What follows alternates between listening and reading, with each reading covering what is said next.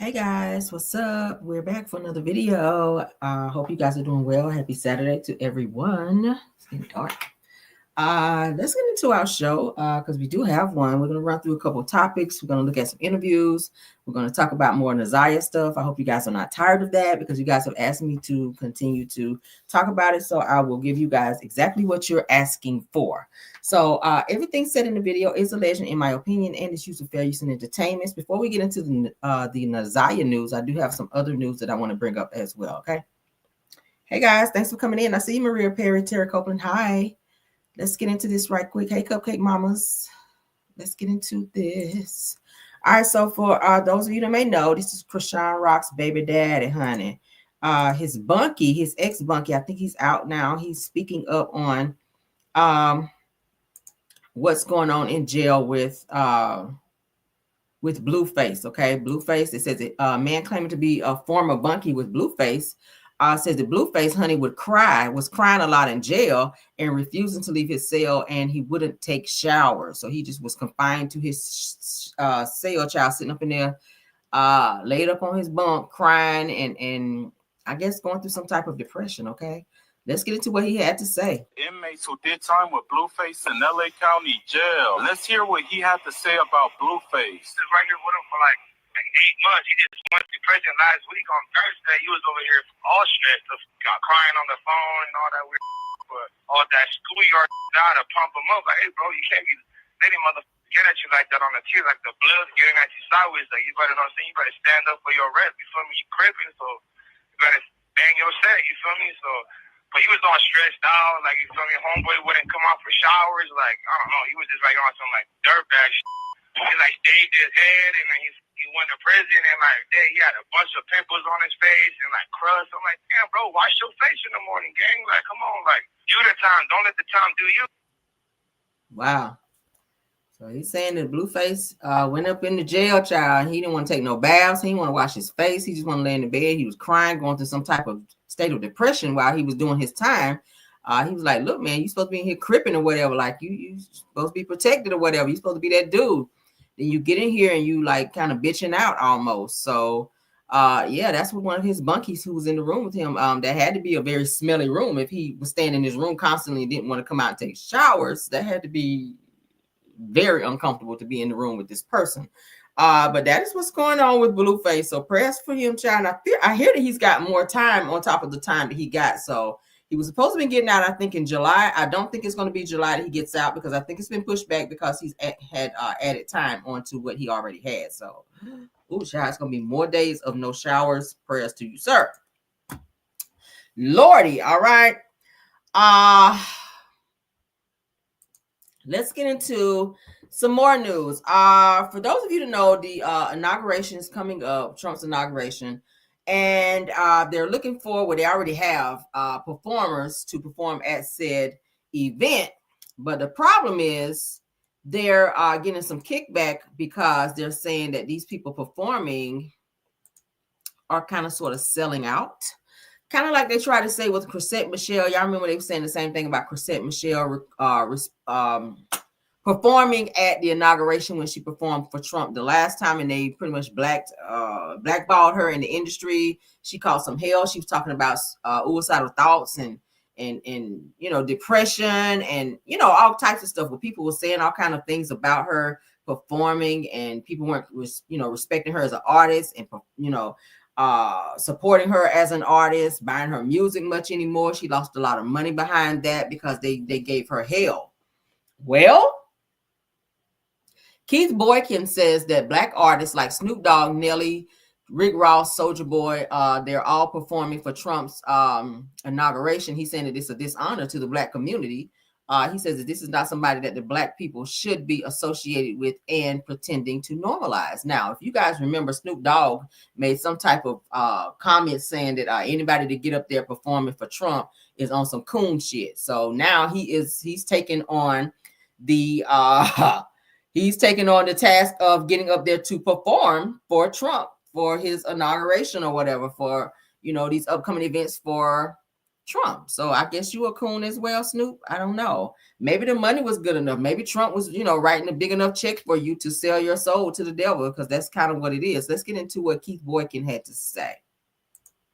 Honor to the Black community. Yeah. I mean, if you look at Donald Trump, the man who would refuse to rent to Black people in the 1970s, who tried to lead a lynch mob against 5 Black and brown kids in the 1980s for the Central Park case, who refused to allow Black casino workers to have a prominent place in his casinos in Atlantic City in the 1990s, who spent 5.5 years lying about Barack Obama's birth certificate in the 2000s, who came into office and then attacked Black people like Colin Kaepernick, who attacked Ruby Freeman and her daughter Shay Moss for simply doing their jobs as Fulton County election workers. You dishonor those people when you go and perform for this man who has done nothing but dishonor Black people. And just last year, he was calling Haitian immigrants, accusing them of eating cats and dogs. This is not somebody that Black people should be associated with and pretending to normalize. We should be challenging him. And it dishonors the legacy of Dr. Martin Luther King. It's also a dishonor to the Black community. Yeah. All right, so as you guys can see, that's Snoop performing for Trump right here. That's Snoop performing. All right, here's Rick Ross performing. All right, here's like Soulja Boy coming up to perform. All right, so it says performing at inauguration events. We see Snoop Dogg up there. We see Nelly as well. Nelly is set to perform as well. They said not Snoop Dogg performing at Trump's events for his inauguration. Says that this is disappointing AF, meaning as okay. So yeah, the same person who's calling other people coons or under some type of coonery for performing for Trump. Now Snoop he's taking on the coonery as well. So are we disappointed in you, Snoop? Yes, we are. And anybody else? All right.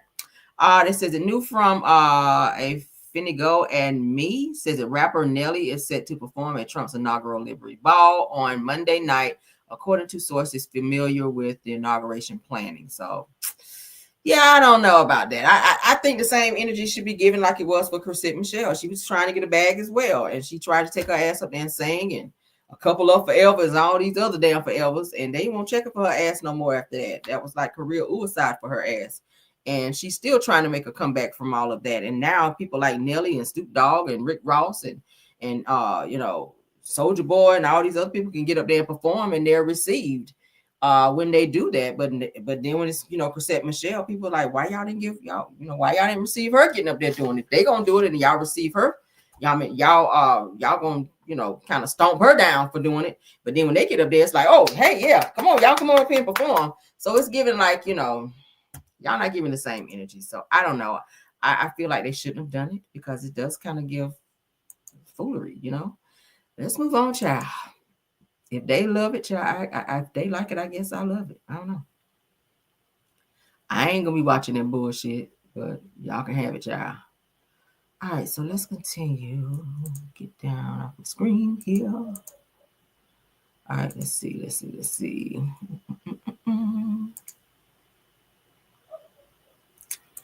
All right, so I have some more stuff going on here. So I wanted to show you guys this. For those of you who watched my last video where I was showing you all my receipts, this person named Kenya that they were talking about was on Shannon, which is Nazia's aunt's ass. So she's calling out Shannon and her twin sister for being the Chester, the Lester. We'll say it that way for YouTube's sake. All right, so I'm gonna show y'all this message that I found because I've been showing y'all receipts, child. In terms of what I have a vault of receipts on this shit now. I've been going back like screenshotting so that I can keep them just for whenever. But let's get into it. This person, Kenya is on Shannon's ass. Y'all know who Shannon is. Shannon is the girlfriend of Jarvis, who is the person who's believed to be the person to unalive Nazia.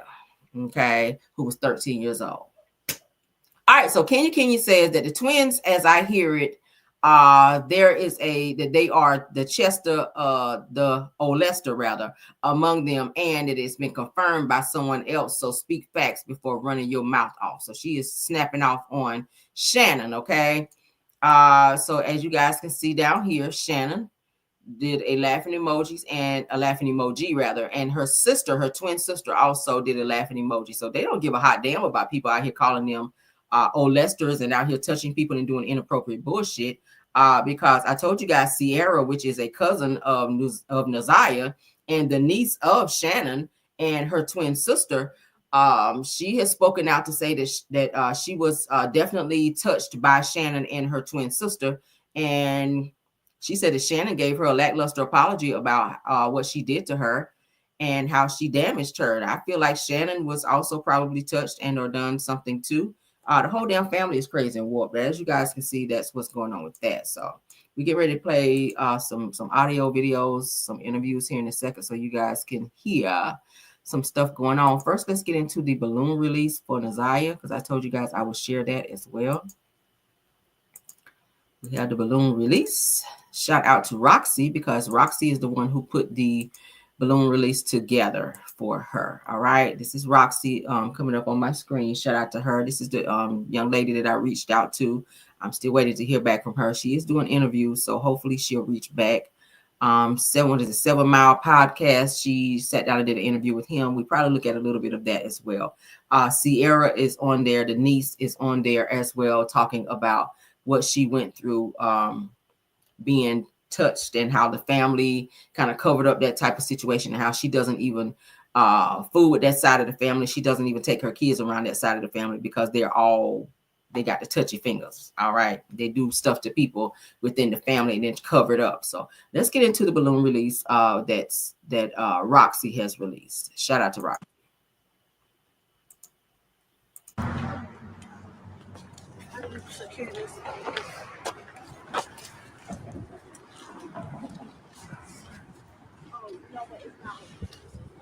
I told you guys Naziah's mother is also there, so you guys may see a picture or see her pop up in the video.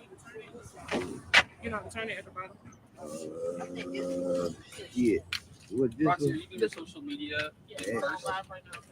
Okay. Good. Okay. Mm-hmm. What's the number looking like? It's good. Yeah. Start too early because then people know.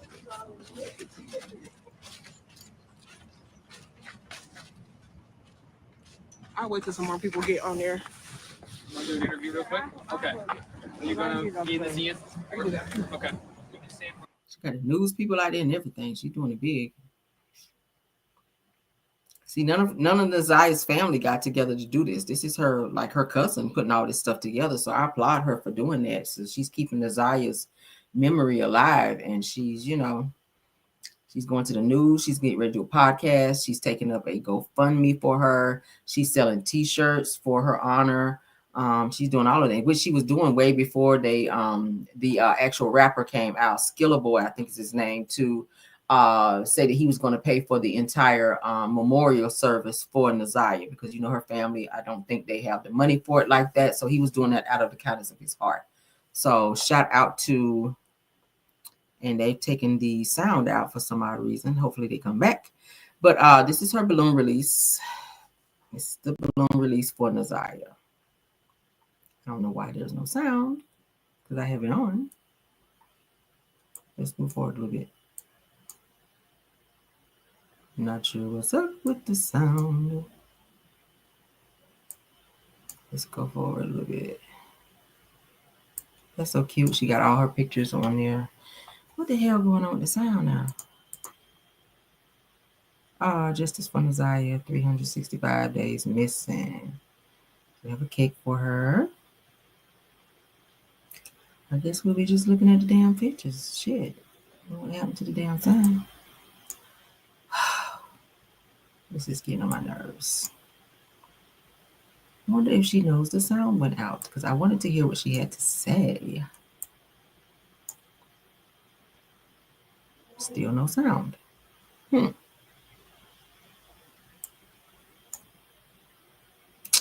This is unfortunate. These are things I want to hear. So I'm going to spin the block on this. Let me figure out why the hell the sound is not playing, because we don't have it on mute. So I'm not sure why. We're going to come back to that since it's not working properly. All right, so now I'm going to get into.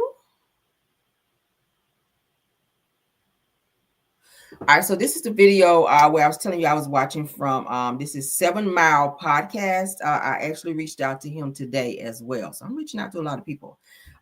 He actually lives in Detroit, and he has a podcast now, and he is covering also the Naziah Harris story as well. And he's starting to interview people in her family while he's on his podcast. Shannon is going to call in because they snapping off on her ass on this particular podcast. So we're going to watch a little bit of this. I think I'm going to play tomorrow where Sierra talked about Shannon abusing her, like being touchy-feely with her, and she broke down. She started crying. It's very emotional. So we'll show it tomorrow.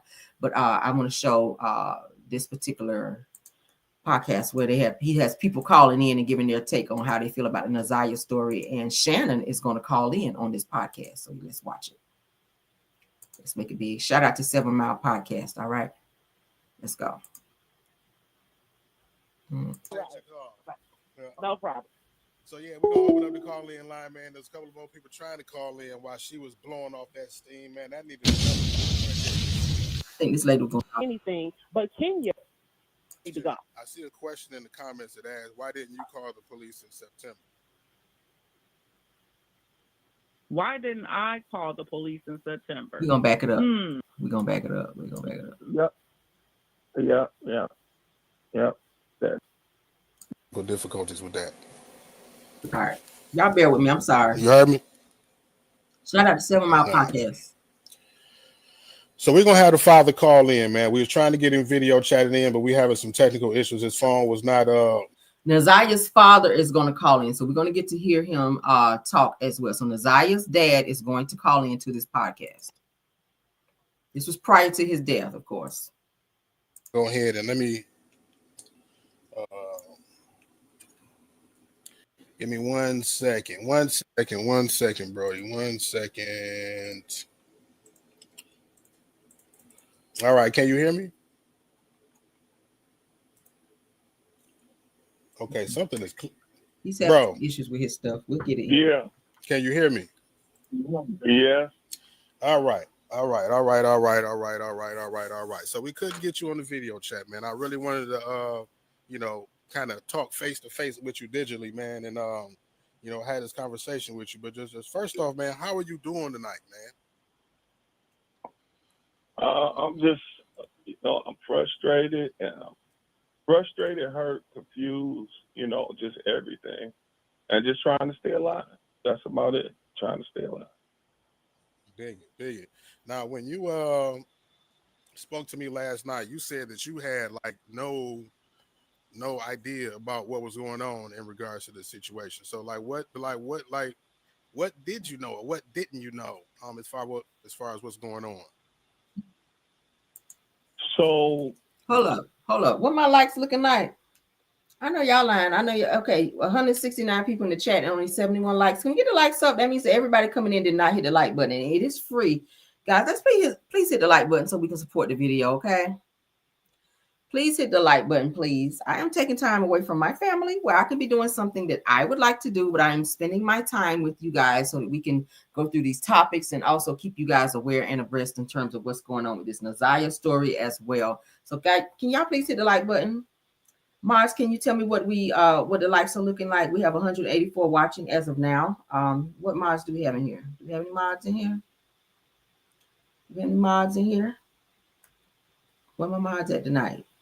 Everybody chilling. Can we get someone to tell me what the likes look like as of right now? Can we get someone? Because y'all don't know why you don't want to hit the like button. What is going on with that? We got 100 likes. All right, we'll proceed. Y'all tripping tonight, honey. All right, let's continue. Got a really, really bad heart. Operates at 5%. So I was in a hospital when the police contacted me.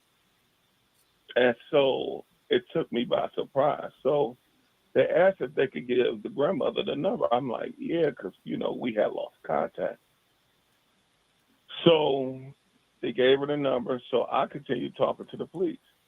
Everything, like she said, everything that this woman has said, it's been like in a common way. Like, you know, she's a straight A student. She sent me pictures of, like young pictures, like to where in my mind, I'm like, okay, my baby's still okay, So with Naziah and Naziah mom, just briefly, okay, we had made an agreement when she was born that the grandmother would take care of her.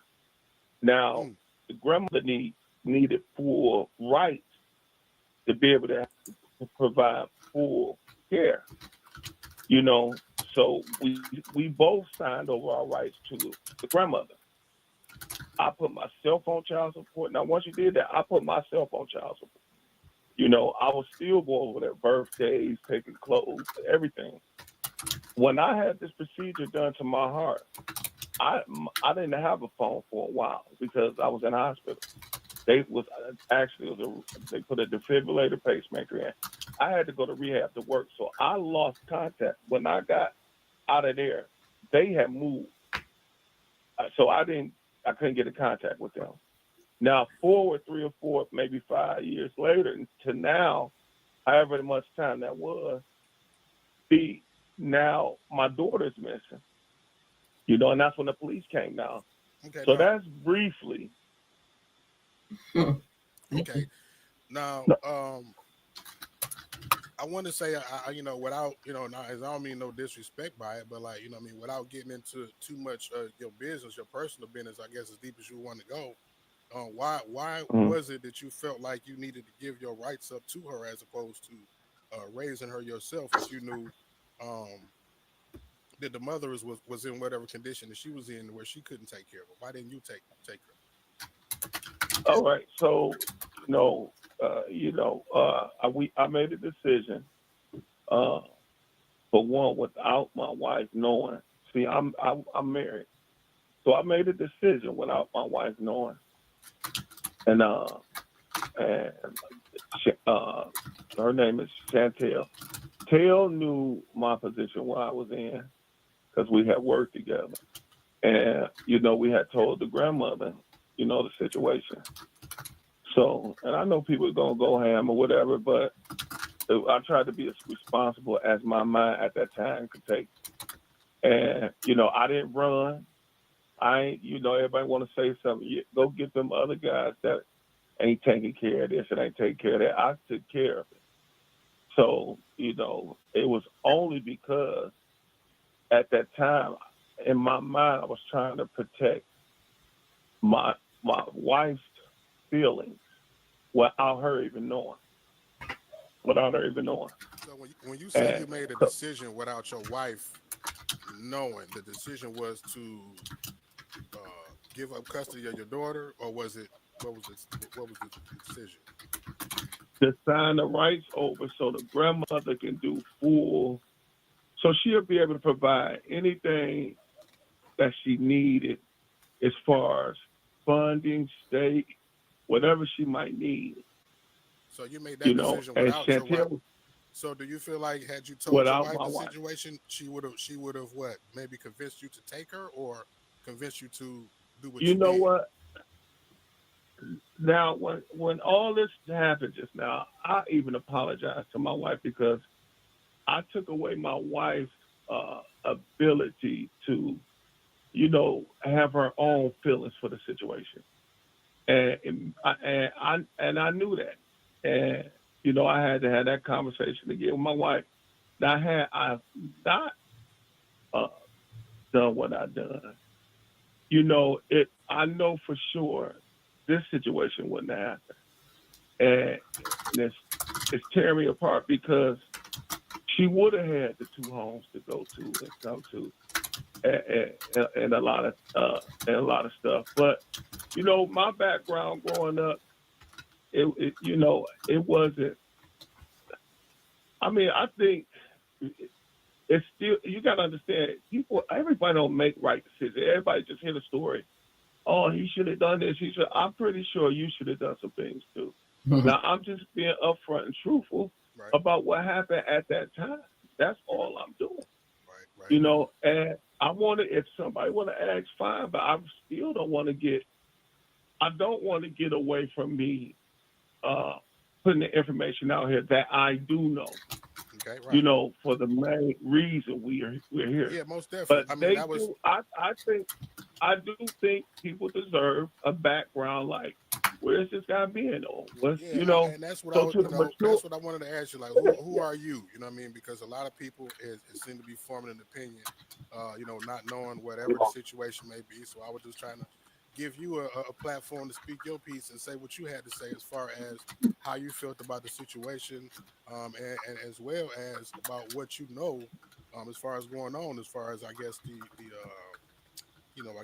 conditions of the family that she was living in, and all of that. So I mean, what beyond what I just asked you would you like people to know about the situation, whether it be like I said about the family or you or what do you want the people to know? I mean, I would take any questions if somebody want to ask. But as far as if we are moving forward to the grandmother of Naziah, I'm gonna move right forward. Okay, now before we do that though, I do see one question that I want to address. Now somebody asked, so did you cheat on your wife? Okay, and conceive Nevaeh? Yeah, Yep. That is what it would be. Yeah, that is what it would be. So you did that to basically protect her from knowing about her and gave her up to the grandmother. So at what point did she find out about your daughter? So for one, when you put yourself on child support, they come out. I didn't know that. So they came out, and I came home from work one day and I had to have a total conversation with my wife. Wow. And what had happened had been done already. And that's how my wife found out, and I had to deal with it, and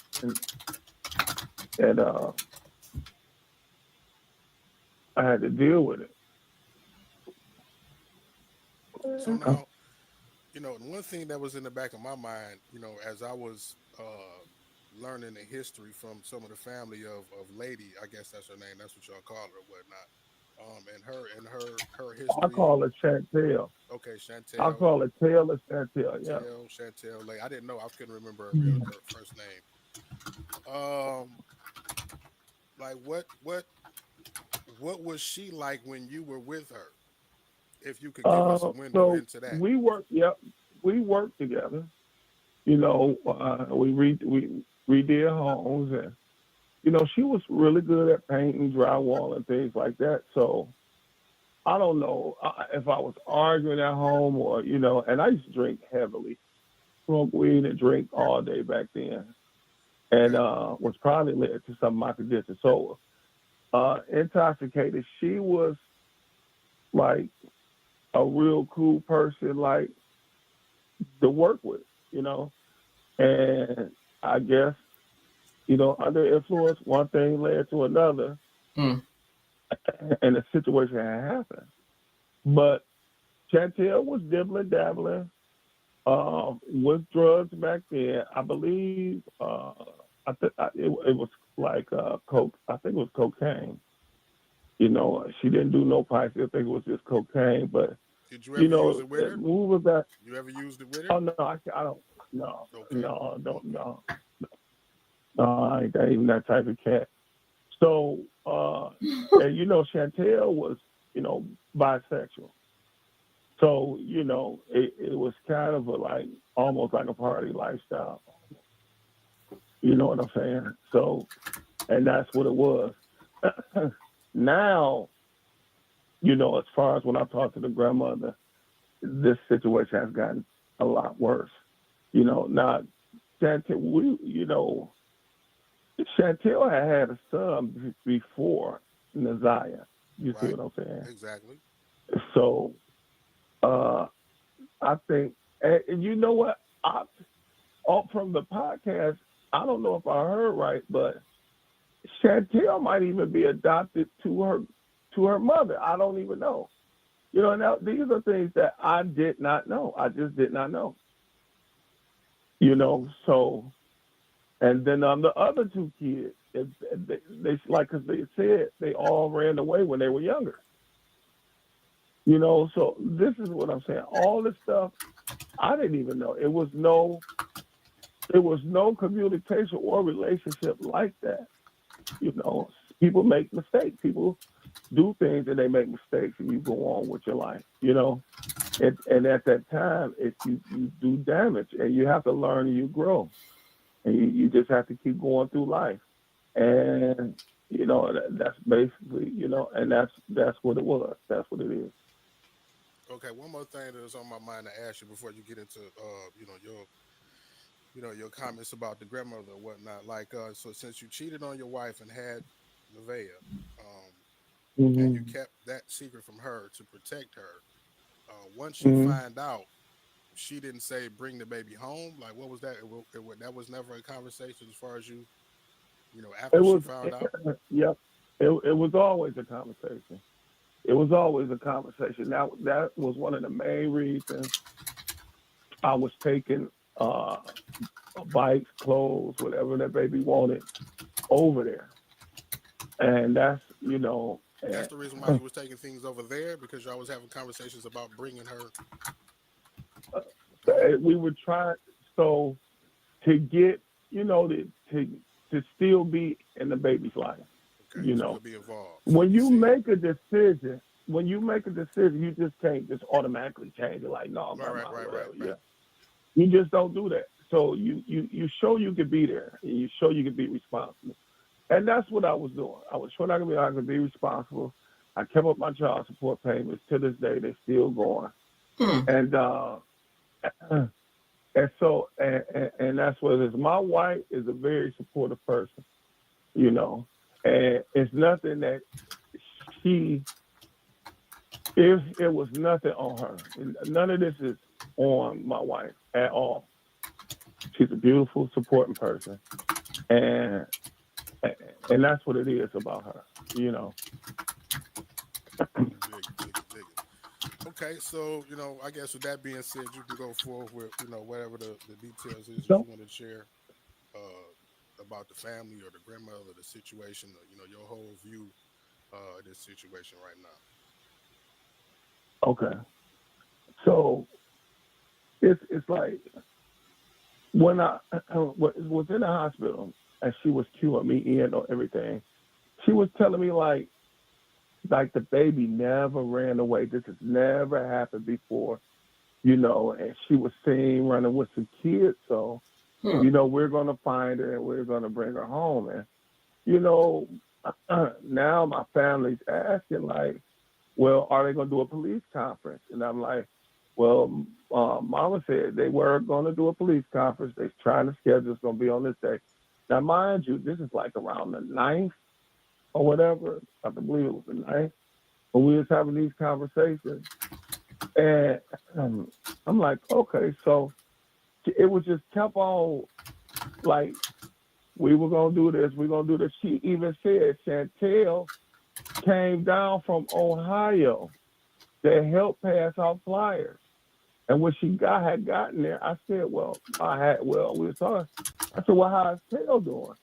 She said she's not doing too good about it. And I said, oh, okay. And I left it at that, because, I know what type of state Kelly be in. So I left it at that. But she was helping look for, as far as I know, they were passing out flyers looking. So as time goes on, it's just a whole bunch of, like, I would call her, call Mama, and I didn't want to bother her, but she was always be like, I'm tired, and yeah, maybe, and she's always like she seemed like the perfect grandmother. Well, now I used to go over there, the house was immaculate, she was always working, trying to do something. The baby was happy, cooking, things like that. It was never, and she's a God-fearing woman. So, it was always like a good vibe. So I respected her with a good vibe. You know what I'm saying? So, if she told me something, I really believed it. I would have never thought it would be so much shady stuff coming from her direction, And then it's they got twins. She has twins, they used to live with her, And so now, I guess one of them don't, one of them do. I don't know. I just know that's the part of the family that I don't. So basically, you're saying all of that to say that the picture was painted perfectly in your eyes, and it looked like nothing was going wrong, or nothing was ever wrong in the situation. Ever wrong. And when this particular situation came about, they're telling you that this is something that never happened, and they weren't worried about it as if they was expecting her to come back home anytime soon. Right. No, correct. Now, I want to say this. Now, at this time, they were dealing with DPS, that's the Detroit School System Police, right? So she had even explained that to me. So eventually, when I got out, I didn't want to keep talking to her, but I wanted more information, So I got out of the hospital. I wasn't even supposed to be walking. I'm on a medicine that keeps my heart pumping. I wasn't even supposed to be walking. I got nurses calling me because they was concerned because the police. I'm out there, me, my wife passing out flyers, my sister, my son, my nephew. We out here passing out flyers. And I would stop over at my house and try to get, direction of where I should go, what's going on. And she would just come out. She said, oh, yeah, we out passing them out earlier. And this and that. I'm like, okay, well, we're going to do this. We out there day and night. But every time we went, they were in the house. And then the twins, like, I know them. They never came out the house. So I feel like, what's going on over here? So one day I went over there, or I was having a conversation with the grandmother. She said, I don't know why everybody want to ask where, Chantel got an older son. I think he's around 70, 18 now. They want to talk to him. I don't know why the police want to talk to him. He ain't got nothing to do with it. You see what I'm saying? It's just her attitude started changing.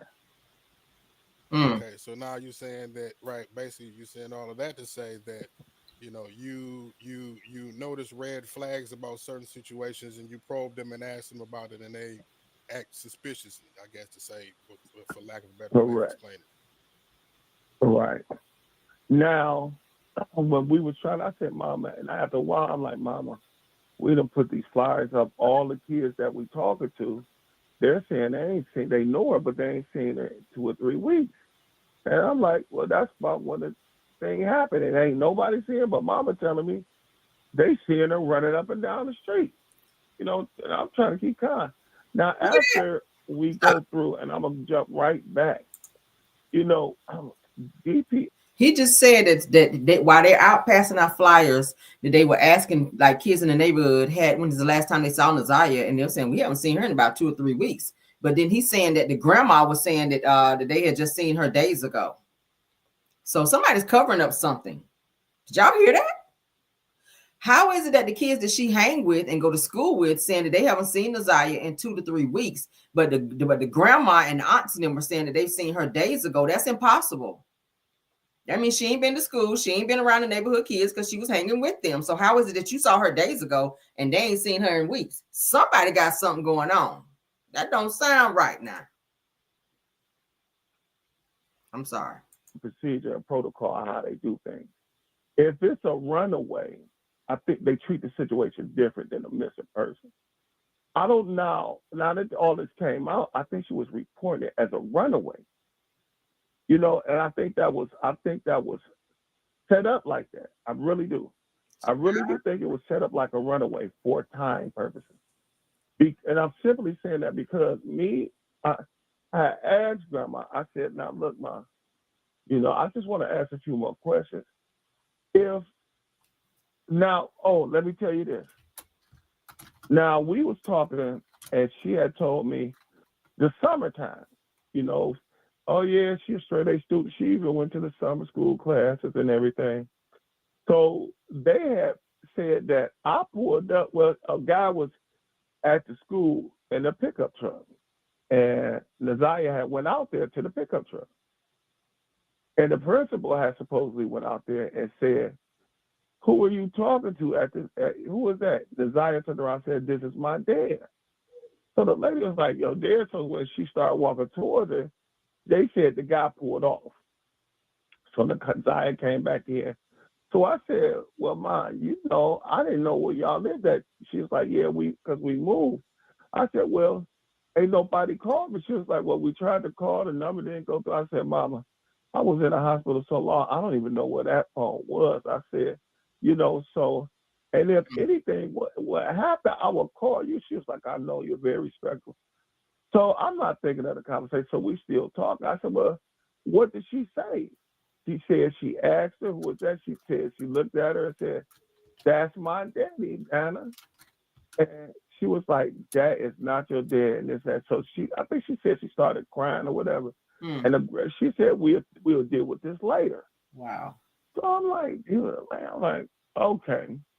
So now going back real quick. Now, mind, I told you when we got out, we was passing out flyers. Yeah, crazy. I would go over there and ask her, what area should I go in? She was like, well, go down there to Chatsworth, on Chatsworth. So I guess the back of the school sits on Chatsworth. I said, well, Ma, why would I go down there on Chatsworth? She was like, because that's when Naziah walked through the field and met with that guy at the truck. I said, so she walked through the back of the school, Ma, and walked through the field? I'm trying to figure out. She was like, you say all of that to say that they the story knew that she was possibly dealing with somebody out of her age range and was not doing nothing about it? Now, I'm about to tell you some more stuff. I just wanted to give you that scenario. Now, Naziah is smart, okay? If that was the case, I believe she was covering up for somebody. He didn't want them to get exposed. Now, as I listen to your podcast, that's over age, that she knows. Yep, that she knows. And they not her age. Now that I listen to your story, and it's like this guy who's one of the twins' boyfriend. You see what I'm saying? And this guy's supposed to have all this sexual misconduct junk and all this nasty stuff. Okay, red flag. Jarvis dude? Yeah, I believe that's him. I believe it's him. Because I don't know none of this. I don't, you know what I'm saying? So I don't want to say it's this guy, but I believe it's him. I just heard about this yesterday. So now before all this, me and Mom was having a conversation. I said, well, Ma, find it up. well, how did you manage? She said, well, I think Shannon, one of the twins, her man would pick up the kids from school sometimes, take them up to his shop, and they would clean up and work up there, and she would go pick them up. So I'm thinking like, well, maybe this is the guy she was protecting. This before I even know this guy was a pedophile. So, I'm like, okay, Ma, we need to look into that. She was like, no, because he ain't with her no more, or whatever that she might have said, So I'm like, I'm thinking in my head, like, okay. But now I listen to your podcast and I'm putting two to two together. So your podcast, I listened to that last night, right? Right. That night I texted the grandmother. I said, oh my God, I can't believe you. I said, twin, like this shit really hurt. I said, y'all sick over there. I said, 7 kids, like 5 with this guy, 7. You know what I'm saying? But I asked Mama before I sent them texts, who is Jarvis? This woman sat up there and act like she ain't know who he was, and then was like, that's him, boyfriend. I said, well, is that the one they got in custody? She was like, look, her voice got real uppity then. She was like, look, I'm not saying nothing. The police say people gonna say things when you get out here, they're gonna, and don't believe them until they come back and tell you what's what. But I've been asking you the truth about these situations, and you haven't been truthful, not once. You know what I'm saying? Now she go back and tell the police, my daughter has been running away. But you tell me she has never done it before. I mean, it's so many things that's not added up. I mean, and that's the thing that I'm hearing from a lot of people as far as, and I'm not here to throw nobody under the bus. I'm just discussing the things that I've heard, the things that that I see. You know what I'm saying? And a lot of people are saying that the story from the story from the person that it's coming from is switching up, like, you know, left and right, up and down. You know what I mean? So I don't know. And then, so when I'm given the information that I'm heard, it may, I mean, that I'm being told, it may sound like my shit is up, down, left, and right. You know what I mean? But right, but I mean, coming from the grandmother, man, this should be on point. Period. And I'm gonna say this. You know, I actually obtained a contact number for the grandmother, and I called her not long ago, less than 2 hours ago, and I reached out to her, you know, respectfully, and said, I'm Mark D from Selmar Radio. I'm a citizen journalist. I have an independent media outlet, and I've been kind of covering the story over the last couple of days, and I wanted to reach out to you to see if you wanted to have a conversation and share your piece on what's going on. You know what I mean? I'm unbiased. I'm not the police. I'm not, I'm a citizen journalist. I'm not even the mainstream terrestrial news corporate outlet. You know what I mean? So I was just giving her a platform to, to speak. And,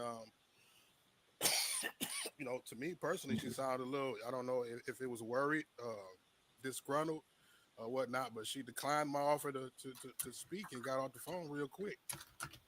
You know what I mean? Yeah, man. She ain't trying to deal with none of this, man. I'm telling you. That's why I didn't even want to ask her questions, because her demeanor was off. You know what I'm saying? I'm trying to respect her. She has always been, when you say grandmother, I'm talking like a respectable person. I don't even know what all this stuff, all the adoptions and all this stuff. It didn't even seem like that was in that category. It's like she's been adopted. From what I hear, the grandmother, and I don't know how true it is, right? But two other people was telling me they don't know how she ended up with not only your kids, but the other 7 kids that's under the age of 10 that's in the house right now, because she in fact lost her kids to CPS when they were younger. Her 5 kids, they all ran away or something like that. But that's just the story that I'm told. So Right. Let's pause. Pause right. Oh my God. How the hell grandma get all them kids in her house and then get to CPS allow grandma to adopt Naziah and her brother when she lost her own damn kids to the system because there was some shit going on up in there? I don't understand that. CPS dropped the ball on that one. If she wasn't fit to keep her own kids, how the hell is she fit to keep somebody else's kids? I don't get that. That means if they removed her kids and took her kids from her, it was something that was really, really going on in their house that the kids should not have been up in their sin or being a part of. So how is it that she's able to receive government assistance and take care of somebody else's kids, and this pedo that's been coming in and up out there with her daughter that had 5 kids from is up in that house and coming in and out of there, and she gonna act like she don't know that? I don't get that. I don't get that. Just wanted to, like I said, hear, I don't know how you felt, you know what I'm saying? See, how you was doing and give you a platform to speak and ask you a couple of questions, because the main concern, from even me, was like, where's her dad at? Like, where is he at all of this time? Just wanted to, give you an opportunity to speak and tell everybody what it is that you was going through in regards to all of this. Oh yeah, I appreciate it, man, because when I do talk to police, you only get you listen and you got to let them do their job. You know what I'm saying? And I appreciate the Detroit Police Department. I do appreciate DPS, because when Detroit stepped in, bro, all this stuff started moving like clockwork. You said what? You know what I'm saying?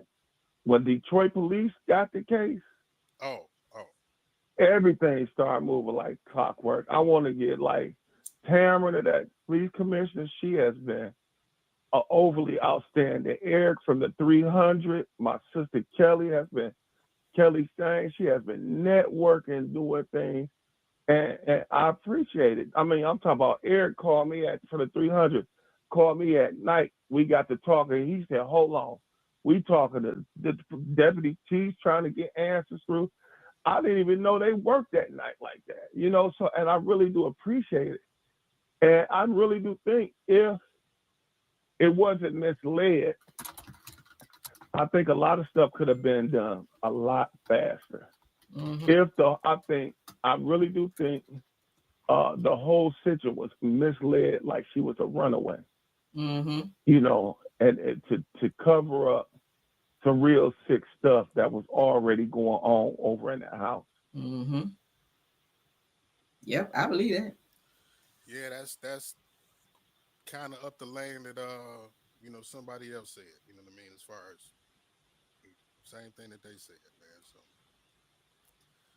but yeah, man, I'm gonna give you a break, sir. I'm not gonna keep you all night, man, and I'm gonna let you know, let the call in line breathe a little bit. Everybody is discussing the comments, you know, the conversation we just had, so you can go check that out while I prepare to You can open ready up to the take phone calls. lines for They about to go my off on these grandmother's calls cousin, too. who is very Okay. adamant about Let's move it up a little bit. the beat. Oh, come on, bro. I'm gonna stay in contact with you, man, and you know, check on you every once in a while and see what's up, man. Let's get to the calls. I posted his picture. I posted. For the beat. You don't think she would allowed you to take your daughter in? Oh, now you know what I do, but it's not like that when you. Hold on. Went back too far. Shit. Hold on. I'm sorry, y'all. All right. Hey, thanks a lot, man. Appreciate you, bro. Appreciate you. I'll talk to you soon, man. Yes, sir.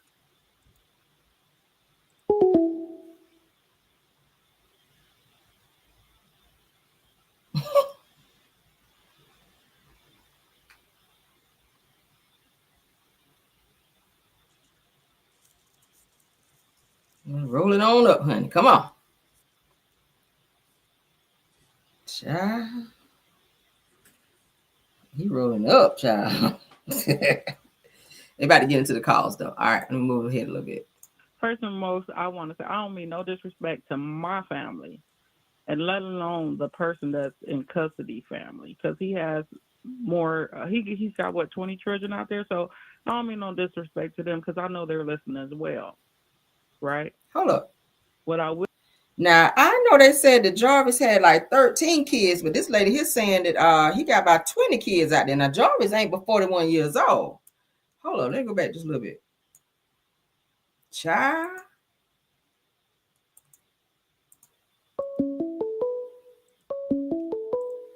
What's happening, Kenya? Kenya is the one that I just read the message to you guys where she was reading the twins down and telling them about them being pedos, okay? Oh, I can't wait to hear this. Oh, I can't wait to hear this. Yes. What's going on, sister? You know, first and most, I want to say I don't mean no disrespect to my family, and let alone the person that's in custody family, because he has more. He's got what, 20 children out there. So I don't mean no disrespect to them, because I know they're listening as well, right? What I will agree with Isaiah's father is that I would have never expected in a million years that my cousin would be involved in a situation like this, because she covered very well. And when I tell you, I would sit over there, kick it with her, never suspected anything. I mean, I've been rubbed the wrong way by some people that she had over there, and I asked her about it, but I would have never, ever, ever, ever in a million years would have thought that cousin was involved in this kind of a situation here, to where she didn't protect children. So that's what I will. Go ahead. Huh? No, go ahead. What I will say is that a cousin came to me and told me some things. I got some things verified by another child that I spoke to. So she verified the story. So once she verified this information, I then went on Facebook in September and posted about things that was going on over there at my cousin's house with the twins children's father. I posted his picture, And my family is so blindsided that they didn't even see the big picture that I was posting. They was just upset that I was posting it. So the post is the post that you're talking about the one where, that I added to the screen yesterday where it says can't sweep. Oh no, sir. No, sir. That was in January. I started posting about this molestation stuff in September. That was going on over there. And I was going back and forth with the twins about it. Like, y'all got a whole child molester over there. What's going on? Child. So this is a shock to just know that she knew about it. They all knew about it, covering up. They even had the children lie to the police about a situation and change their story so the children's mother wouldn't have to raise the kids on their own, and she was more worried about not having help with the kids and I said that. Him going to jail. And just recently, from what I understand, she's going back and forth with another female about him on Facebook, about who man he belonged to, who's the main chick for him. Now, the crazy thing about that specific situation that you're talking about that involved the kids, and I don't know if you care or if we even really need to get into the details of it, but that same exact situation was laid out to me by someone else whom is on what I want to say the other side of the wheel. Yeah, I'm confused. I want to say the other side of the family, but maybe not. But, from somebody who we weren't in the same room with. Me and you and this person wasn't in the same room. So I'm hearing that same story from somebody else. And when you told it to me yesterday, right? When you were telling me the story, I kind of finished the story for you and I asked you, so how do I know this, right? Remember that part? Right. So it has to be some type of a truth to it, is what I'm saying. Right. There's a whole lot of truth to it. It's just sad to me that people will get more upset about exposing pedophiles than being upset about the children that are being damaged and their careers and their life is being changed forever because grown adults are more protective of adults that are hurting children. And in my mind, when you do that, when you know this is going on, you need to go to prison just like that pedophile need to go to prison. Yes, God. They need to throw her under jail and the two other ones under jail. All of them need to go. I see a question in the comments that asks, why didn't you call the police in September? Why didn't I call the police in September? It wasn't about me calling the police in September. It was about me establishing what was going on within that family because I don't go over there. I wouldn't be over there either. So the information was fed to me, right? The information that was fed to me that I checked up on and confirmed. So that child, I asked her mother, well, what happened when you went to the police? And she said, well, the police did not press charges because the children was forced to change what they said had happened so he wouldn't go to jail. So I don't have no proof. I could just tell the story of what happened and how we got there. Yeah, if the kids are not going to back it up. But now this is something else that you told me though. Now, you and this other person told me that I guess somebody asked the kids, did it really happen? And they said yes, and the reason why they lied or whatnot. Yes, that's they were being forced to change their story. So that individual wouldn't go to jail. So that mother would still have him around to help her with the 5 children that she's had by him. I said that. So they forced them babies to change the story. I believe so he that. wouldn't get in trouble. I believe that. So you say all of that to say that there's a That there, track record of them knowing detrimental shit happening and them covering it up. oh yeah, absolutely, 100%.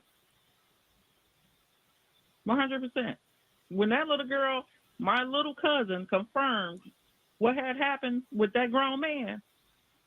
Oh, so they over there covering stuff up, and then that's when I blew up and put it all on Facebook for everybody to know. They covering they covering for sex offenders over there.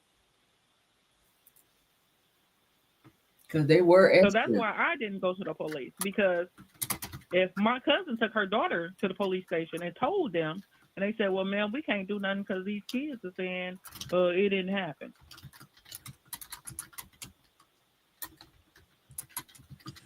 And you got to understand, my cousin is very stern. She is of my grandmother. She grew up with our parents. My grandmother had 9 kids, so she grew up within that realm.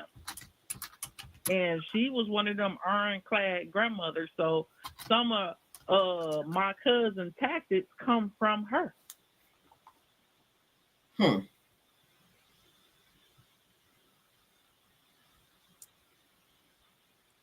I just don't know what to say about this. This is just crazy as hell.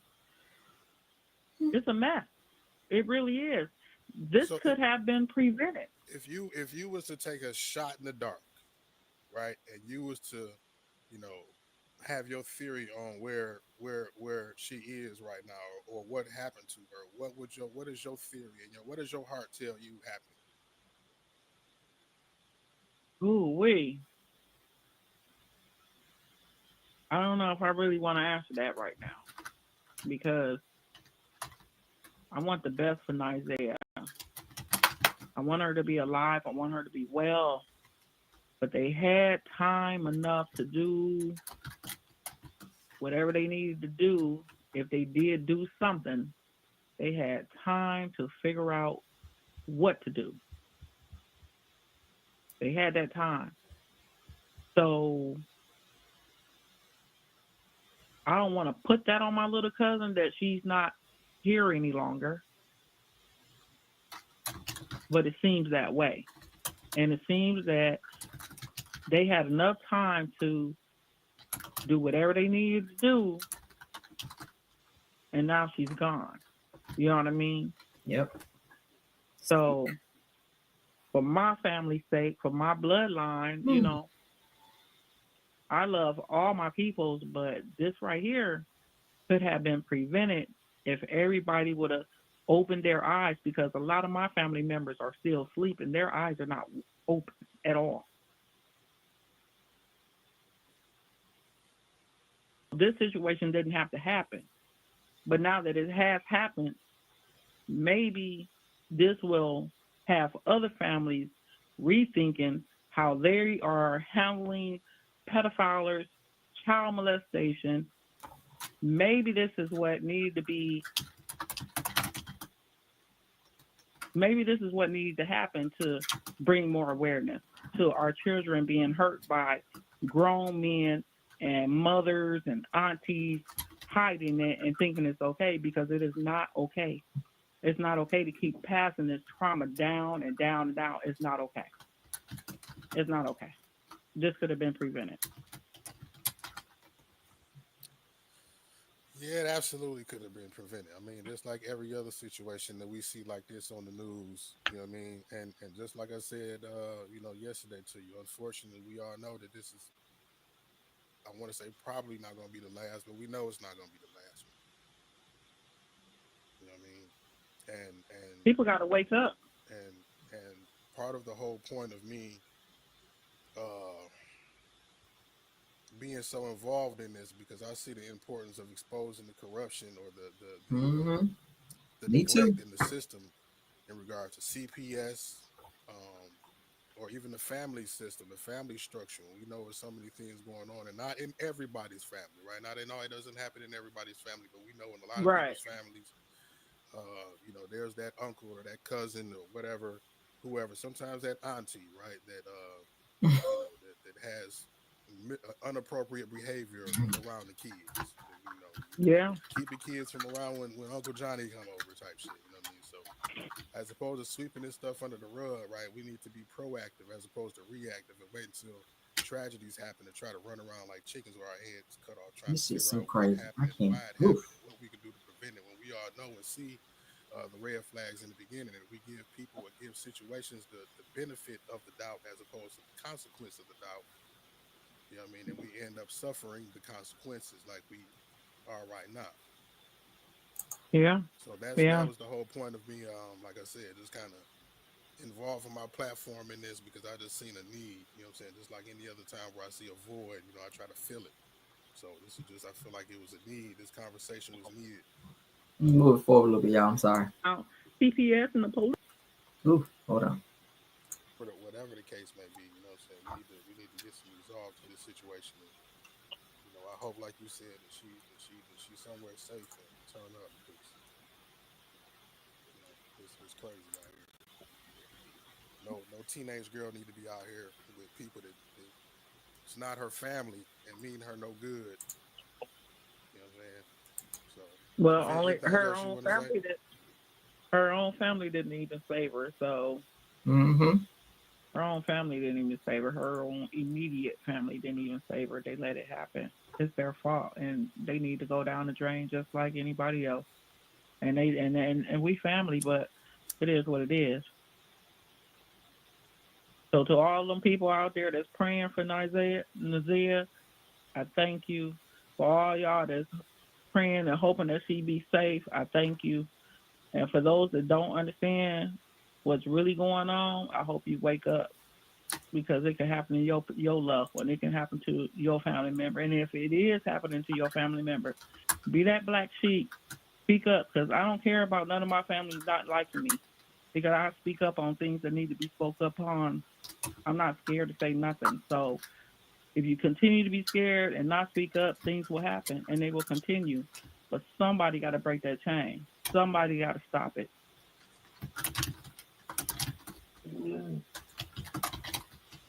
Yeah, just like I And told that's the all I dad. got to say. Yeah, I'm about to say, just like I told the dad, I appreciate your time and your comments and sharing your thoughts and emotions on all this because this is a wild one right here. This Yeah, is a and wild had one. he been a dad, and she's very, very smart. So had he been a dad, there's no telling who she could have been. Thanks, Angela. Very smart, very sweet little girl. I always hugged her every time I saw her, getting A's and B's in school. I never saw any fastness in her. None. None. Hmm. But some things I've been hearing over the last year, I heard some things. Now, real quick before you go, because I'm seeing a reiterating statement that's flowing through the comments. Mm. How do you feel about people who feel like you are a part of what failed her because you knew what was going on and you didn't do enough? You didn't call the Well, police. I'm not a part of what failed her. I didn't fail her. All I did was put the story out there. I didn't even know that anything was happening between her and a grown man. I found that out just through hearing and watching. I didn't even know no parts of that because I didn't even think that she was involved in anything like that because of how sweet and how smart she is and she go to school. She just didn't even seem like she was that kind of little girl. But I mean, when you got pedophiles around you and doing this and doing that, you change in the blink of an eye. So Mm-hmm. I knew nothing about that. Had I known something about that, I would have reported it. But again, we got other cousins in the family that's called police, that's called CPS on the situation. Now, CPS and the police kind of failed her, not me. Because had I known, I would have made that call too. But I didn't know. Hmm. What y'all think? Y'all think she failed or y'all think Man, she I ain't gonna. reported it? Like I said, I ain't gonna stress you out about it because it's enough. It's a stressful enough a situation by itself. You know what I mean? So, Y'all crazy. I don't know what else need to be said about it. It's need to be brought to resolve at the end of the day. We need to find this girl Yeah, and bring her home And I'm gonna keep my eye out for these search parties and participate. I'll be live streaming when I can and make sure I'm out there and contributing to the solution. Mm-hmm. Well, the ones that got their eyes open and that's woke, we appreciate that. We thank you. All right, Kenya. I'm gonna let you go. Like I said to the father, go ahead and get some rest and tune into the broadcast. I'm sure a couple more people will call in with some questions and comments or whatnot. You know what I mean? Maybe we can I don't know, some kind of way move forward from where we are right now tonight. We will indeed. And I'll be around, sticking around and watch. I'm saying field of work. What's going on, caller? Who is this and where you calling from? This is Vanita. I'm calling from Michigan. This is Vanita calling from Michigan. What you got to say, Vanita? So I'm sitting here because I came in almost at the last minute. But, being in my field of work, I feel like this lady has something to hide as well. You can't pinpoint and say CPS failed her, and they have. Detroit police failed her. No, the family failed her. And even the fact that this lady is saying, well, no, I had nothing to do with it. I didn't fail her. If you knew about it, you should have reported it. You're quick enough to come on Facebook and talk about it. Why not report it to the authorities? So, yes, you did fail her. I mean, she sounds too calm to me. I will be out nonstop, no sleep, no rest, no nothing for my baby. I have daughters. This hits close to home. This baby is out here, Lord knows where, praying that, she's found alive, but no one is taking it serious enough to get up and search. I mean, yeah, Come on, sir. conduct the search. But as far as her family go, there will be no rest. There will be like nonstop, no sleep, no nothing. It will be all smoke, all gas, period, point blank. That baby needs to be found. And the entire family needs to be held accountable because they know more than what the fuck they're speaking on. I said that. Yes, thank you, girl. That's all I got to say because I'm Come on here. I'm getting upset. Nah, I hear you. I'm Now, fired up too. come You know on. what I mean? I've been on a roller coaster trying to keep my damn nerves straight myself over this motherfucking shit. I'm thinking about my I know bullshit that's ass, right. man. Like I don't even want to start, man. But yeah, I feel you. But I appreciate your call, sister. I appreciate your call. Thank Come you. on, caller. All right, let me cut it back on, man. Keep them coming, man. Call in line is still open. I seen somebody was calling right after that, and this must be them. What's going on, caller? Who is this, and where you calling from? Caller, you there? I'm there. Yeah, what's going on? Who's this? Where you calling from? Turn that phone down on the computer in the background so I don't hear that echo. Okay. Let me turn it down. Hold on. Or let me turn the vibe off. I am dang, I can't turn it off. I am another cousin of the family. Okay. Uh-oh. Okay. Okay. So everybody is on here trying to come for Kenya saying that she didn't report it. We need to make it very clear. We are the extended family. We all know how that goes. Okay, your main family is, the mama, the sister, the brother, the cousin. We are the extended family. Okay, Kenya doesn't have a problem saying anything and putting it on Facebook way back in September when she did. Now that Facebook has also took down her post because they reported it to take it down. The information was bought to Kenya because the person who bought the information to Kenya didn't have the balls enough to say anything, but Kenya did have the balls enough to say anything. Kenya put it on Facebook to expose it to everybody, but it was reported to CPS, to DPS 4 years, i.e. the caption that you put up saying 40 years of CPS. This has been going on, and that's how long they've been hiding this shit. Child.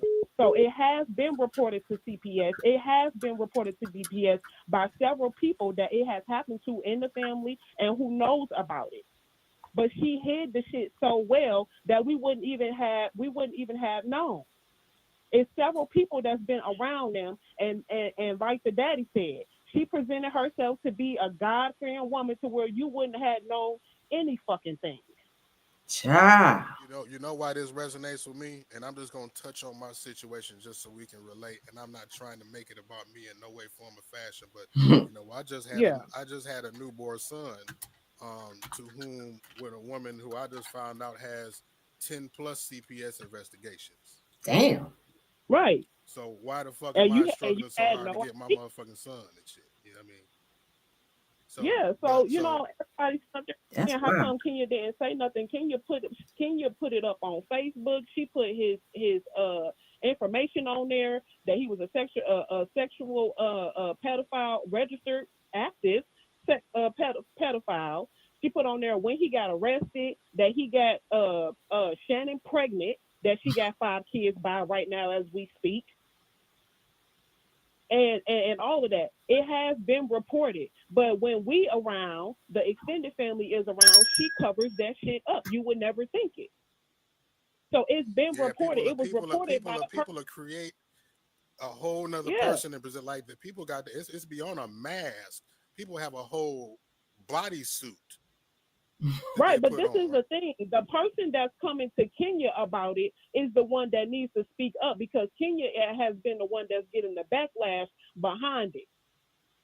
But the person that's bringing it to her, Kenya is only, she looks like she's the face of it, but she's really not. She's just bold enough to speak on it. She's just the whistleblower. She's the whistleblower. Right. So pretty much, the messenger, and she's getting the backlash of it. But the person that's bringing the information to her is the one who should really, come out and say something. And they're probably not going to, and no shade to them. But at the same time, Kenya is the one that's getting the backlash of it, and she really shouldn't. So now people looking at her crazy, talking about how come you didn't say nothing and you knew something. Because I guess, right, like if somebody was to say something, somebody was to call CPS or mention anything, and they go over there and they are painting this picture that, I'm saying, they the Huxtables over there. Child, not the Huxtables. Right, with pretty much. With no other, indication. But then there's the breakdown in the system, right? Because if the grandmother lost her kids to CPS, then how does she even have? Exactly.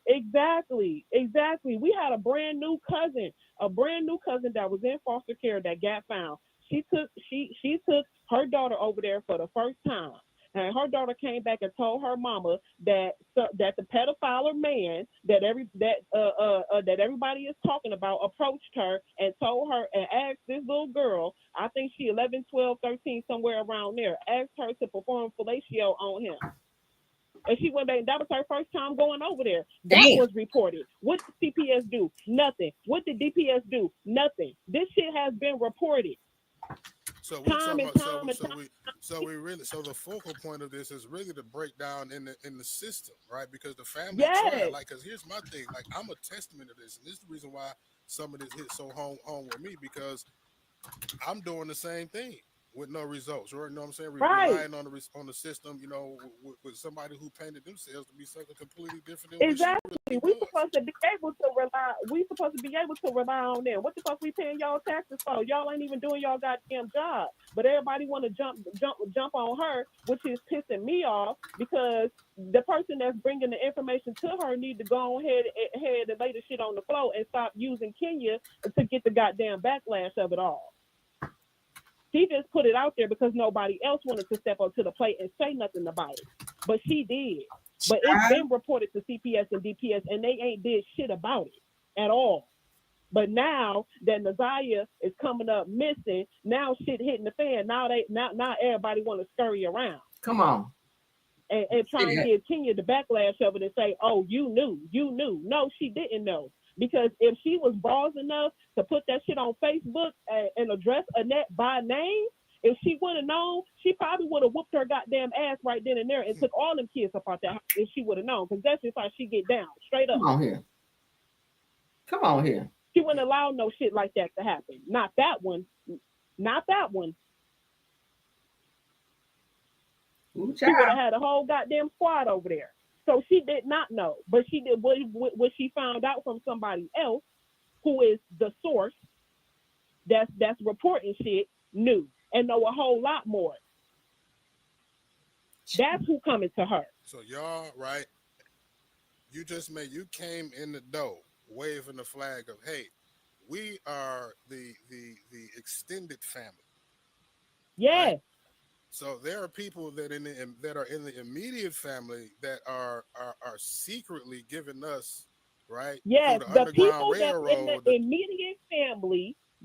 that's in the Railroad. immediate family, that know what's going on right now, and that's been knowing what's going on for the past 40 years, is coming to Kenya and giving Kenya the information. And Kenya is the one that's put it on Facebook to let it be known.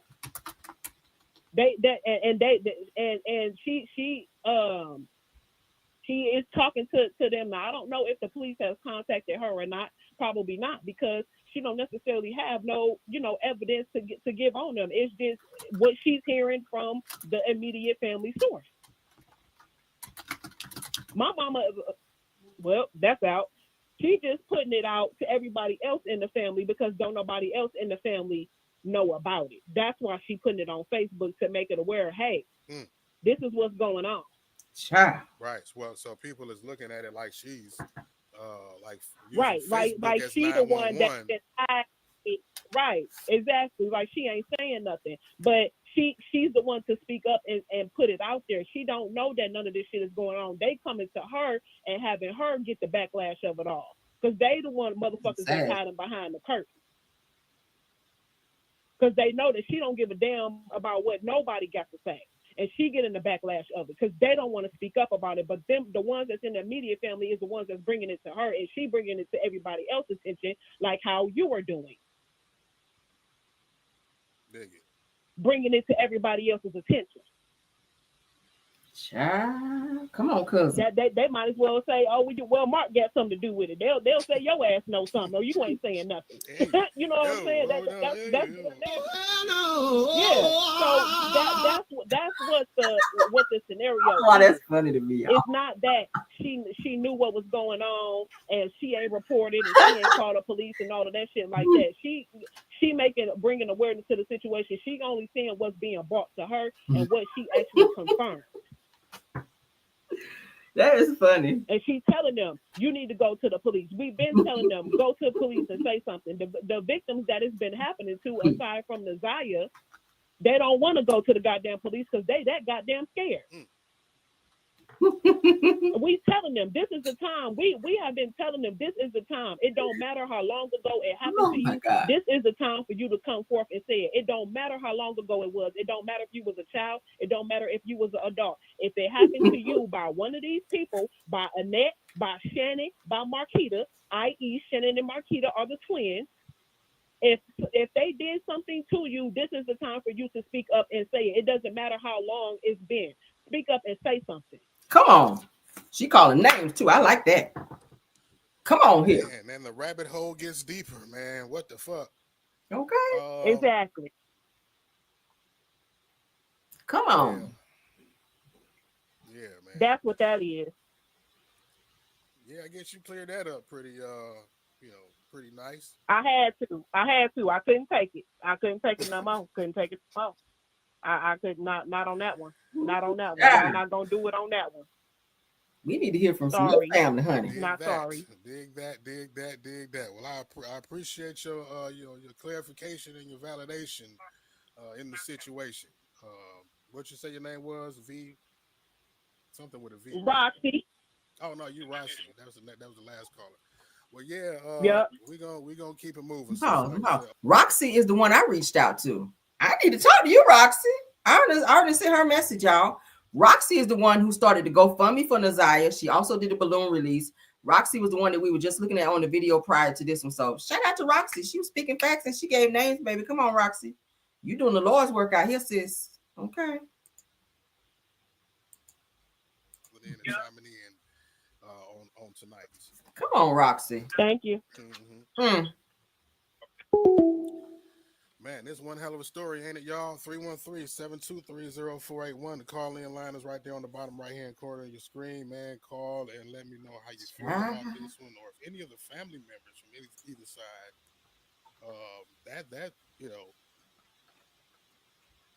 I wanted to say would make it better, which it wouldn't, but give us some more clarification on what's really the deal with this whole situation, because baby,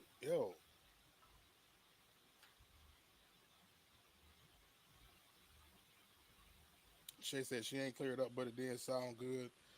I would be outside the police station with my kid about the family like Malcolm, man. And that's. I guess come on, y'all. Can I be sarcastic without saying that I'm being sarcastic? Like, come on, y'all. Don't throw me under the bus. Now here y'all go throwing me under the bus. Where the bus at? Here y'all go throwing me under the bus. Don't throw me under the bus. I'm just keeping the Not the bus conversation sound, going. child. I got the phone on do not disturb. I'm sorry. Let me cut the phone back on. The phone line is back on. I have the phone on do not disturb when I'm on the caller because you will hear people calling or whatnot. So we gonna see who this is calling, child. We need a good caller. Come on, what's caller. going on, caller? Who is this and where you calling from? My name is Michelle, and I'm calling from California. Michelle from California. Yay. What's going on, Michelle? Yes, sir. I have been listening to your podcast. I've been following the news and kind of know just a little bit about the story. And what's pissing me off is the fact that everybody seems to be talking in circles. It doesn't matter who you are as far as related to this child or not. Mm-hmm. If I knew my neighbor was being molested or touched or something was inappropriate, I would report it. It doesn't matter who you are in that child's life. Putting stuff on Facebook is not enough. If you knew something was wrong, why was this not reported? Why would anybody send their children to a house that you know that there has been a history of abuse of children for years? I don't care who that person is to the child you're sending over there. Hell yeah. And what I don't understand is why nobody is answering real questions. Everybody's trying to cover up everybody. They're trying to be passive on the situation, and a child is missing. Period. Now, I'm not in any way, shape, or form trying to defend anybody, but to answer one of your questions, as far as what I heard, right there, had been reports of the situation or the whole climate of what was going on in that house or that family. But when they go to investigate, if you know anything about CPS, all they're going to do is go and gauge the situation with their eyes, and if they don't see anything, then there's nothing to be reported for the most part.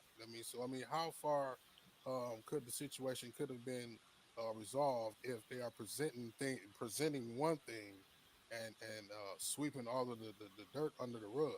Because from what the last caller just said, they did report it. It was to the point where it was almost out of desperation from not getting results anywhere else. I know it wasn't said like that, but that's the way it sounded to me.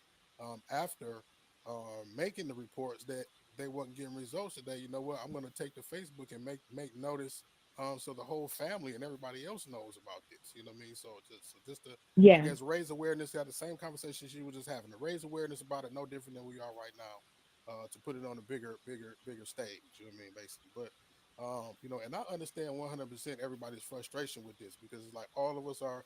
I would imagine that 99.9% of us are parents.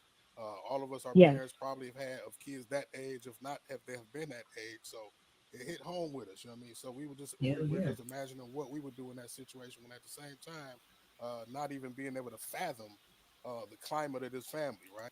All right, so let me move ahead just a little bit, guys. I'm safe, and I'm still going to be in that environment, and they're scared. I get that, but it's pissing me off that so many people failed this baby.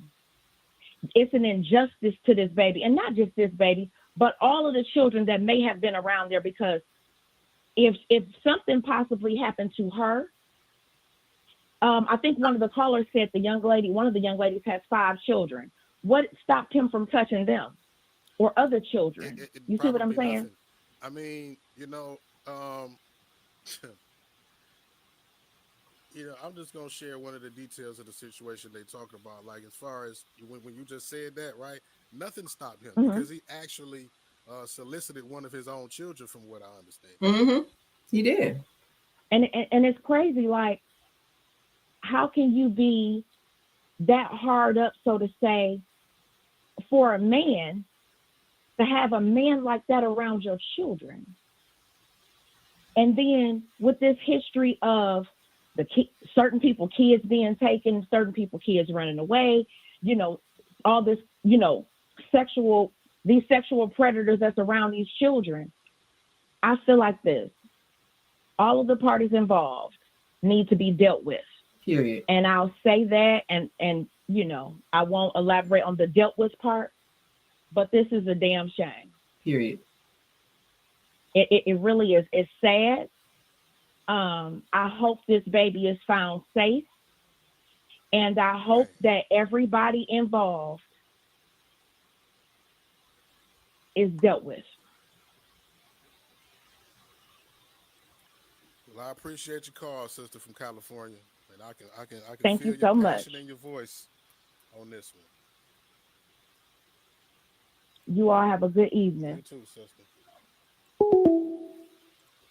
Phone line is still open, 313-723-0481. I know a lot of y'all wanted to call in. Let me make sure the do not disturb is off, and it is because somebody's calling. What's going on? Damn, it is jumping right now. 313. What's going on, caller? Who is this? Where you calling from? Hello. Hello. I promise you I ain't gonna tie your line up, but I had to call back because the cousin made me mad. So. Oh, who is this? This is Bonita back from Michigan. Yes. Yes. This is. Okay. So. Extended family, and I pray to God that he's listening to this because this is so serious. Extended family or not, y'all all should have said something because immediate family, extended family, all y'all as well should have said something. Y'all are that baby's family. And to me, it sounds like if the cousin, well, Roxy, whatever her name was, if you knew that it was somebody telling Kenya whatever, okay, whoever this third party is, tell them to say something. I get it. They're scared. There's something called reassurance. If you let them know that their story or them telling what they know can help somebody else, I guarantee you it will help. It's so much shit going on with pedophiles and rape. I mean, it's just so much against these babies out here. I honestly feel like, and this is wholeheartedly, the entire family is fucked up. I don't care how they take this.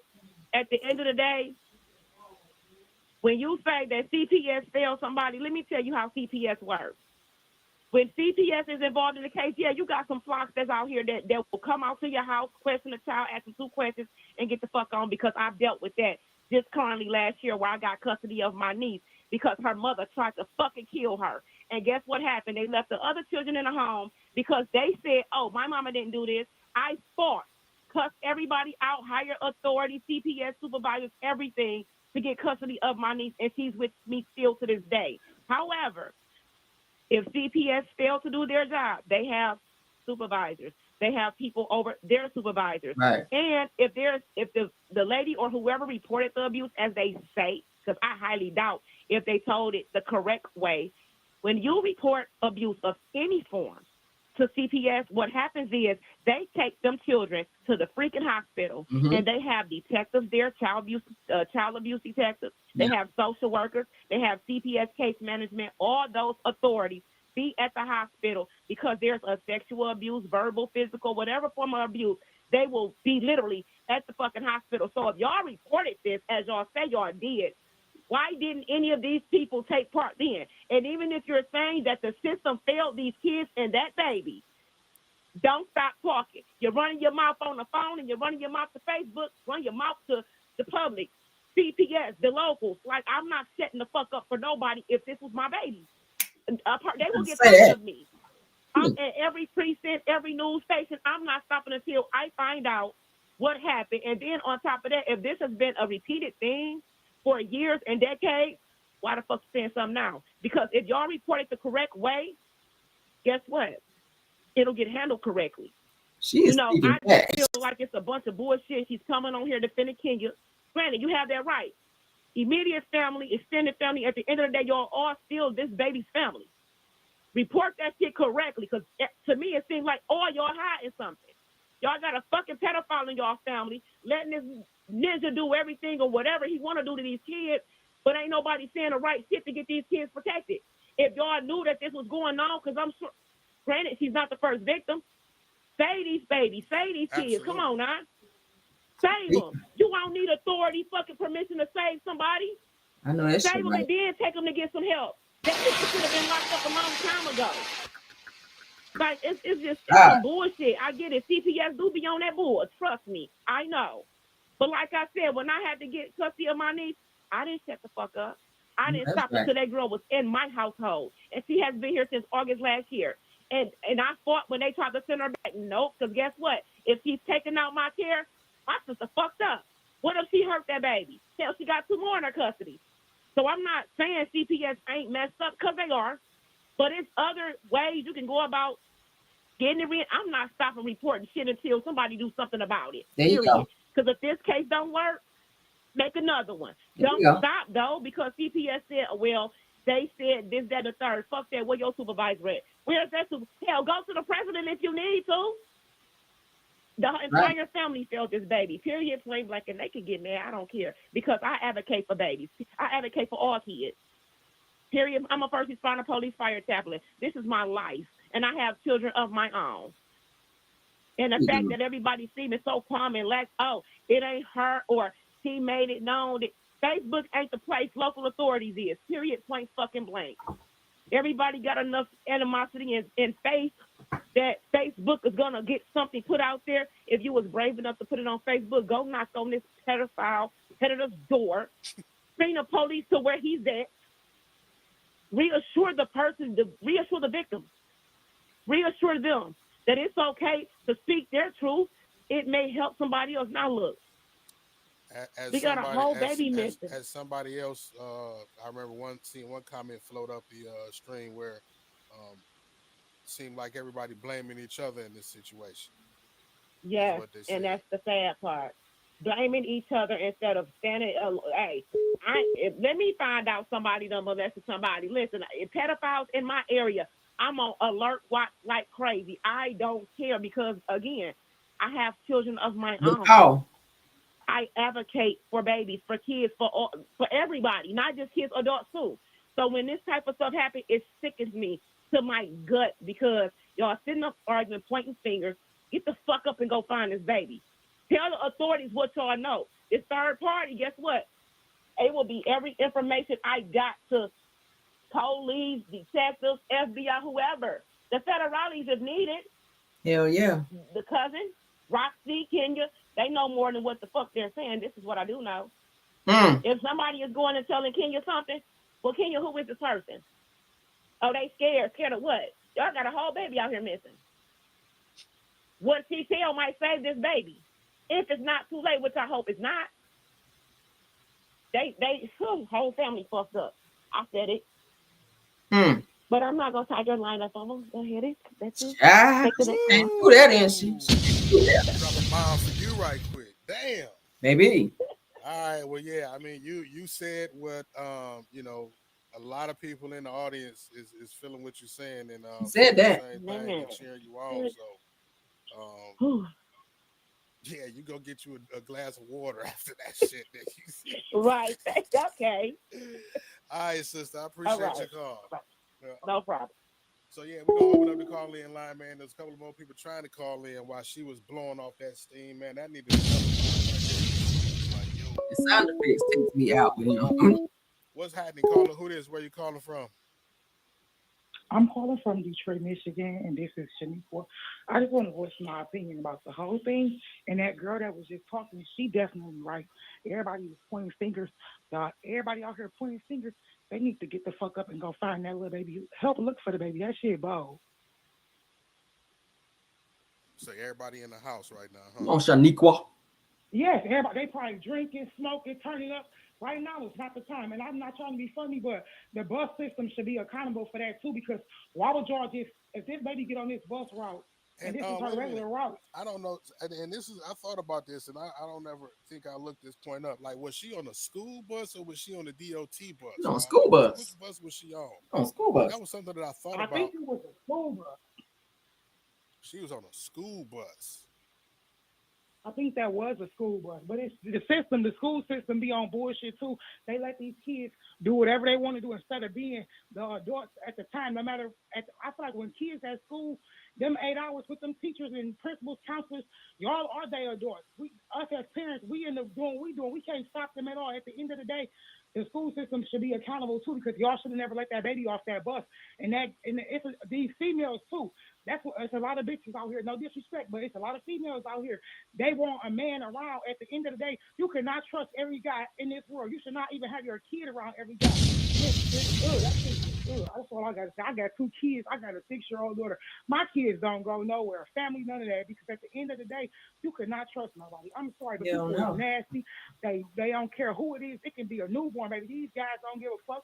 And people be like, oh, age this, age that. No, ain't no age, nothing. If they got a pussy, a nigga will try to fuck it. These niggas are nasty as hell. Yeah, she said that, didn't she? Man. She telling the truth, though. Woo-wee. Yeah, this shit got everybody in their feelings, man, tonight about this shit, man. I appreciate your call. Is there anything else you want to say? No, besides I'm praying for the little girl. Hopefully there's nothing wrong with her. And that guy, whoever did it or whatever he did, everybody in the comments like, oh, he'll be dead. If he be dead, y'all gonna kill him dead. What y'all think gonna happen?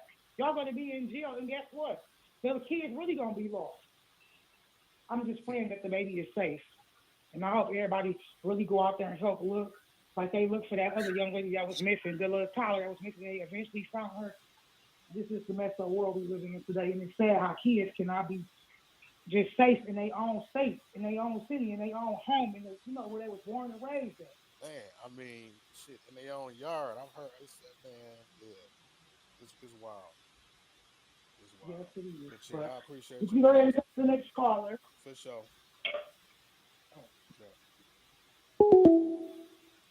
Yeah, man, y'all blowing off steam on this one, man. But like I said, this is a conversation that needs to be had, man. The more we raise awareness about this, and we Who calling? You know what I'm saying? The less we might have of these situations happen as people see the red flags and respond to them accordingly. What's going on, Carla? Who is this and where you calling from? This Roxy again. Roxy, what's happening? So everybody's up there saying I'm hiding stuff, Kenya hiding stuff, and all this other stuff like that. Ain't nobody hiding stuff. We only being told or speaking on what's being brought to us. That's the whole thing. And nobody stopped looking. We've been pressuring. We've been the only one that's been saying anything. I wish we could go back to the Facebook post that Kenya was posting that Facebook took down. It's been talked about. We've been talking about this man being a pedophile. It's been talked about. We never took our foot off the gas. But because Kenya is the one that's always got something to say, don't nobody want to believe Kenya, but now that the shit done blew up on the fan, now Kenya might be a little right. We never stopped. We never stopped putting our foot on the gas.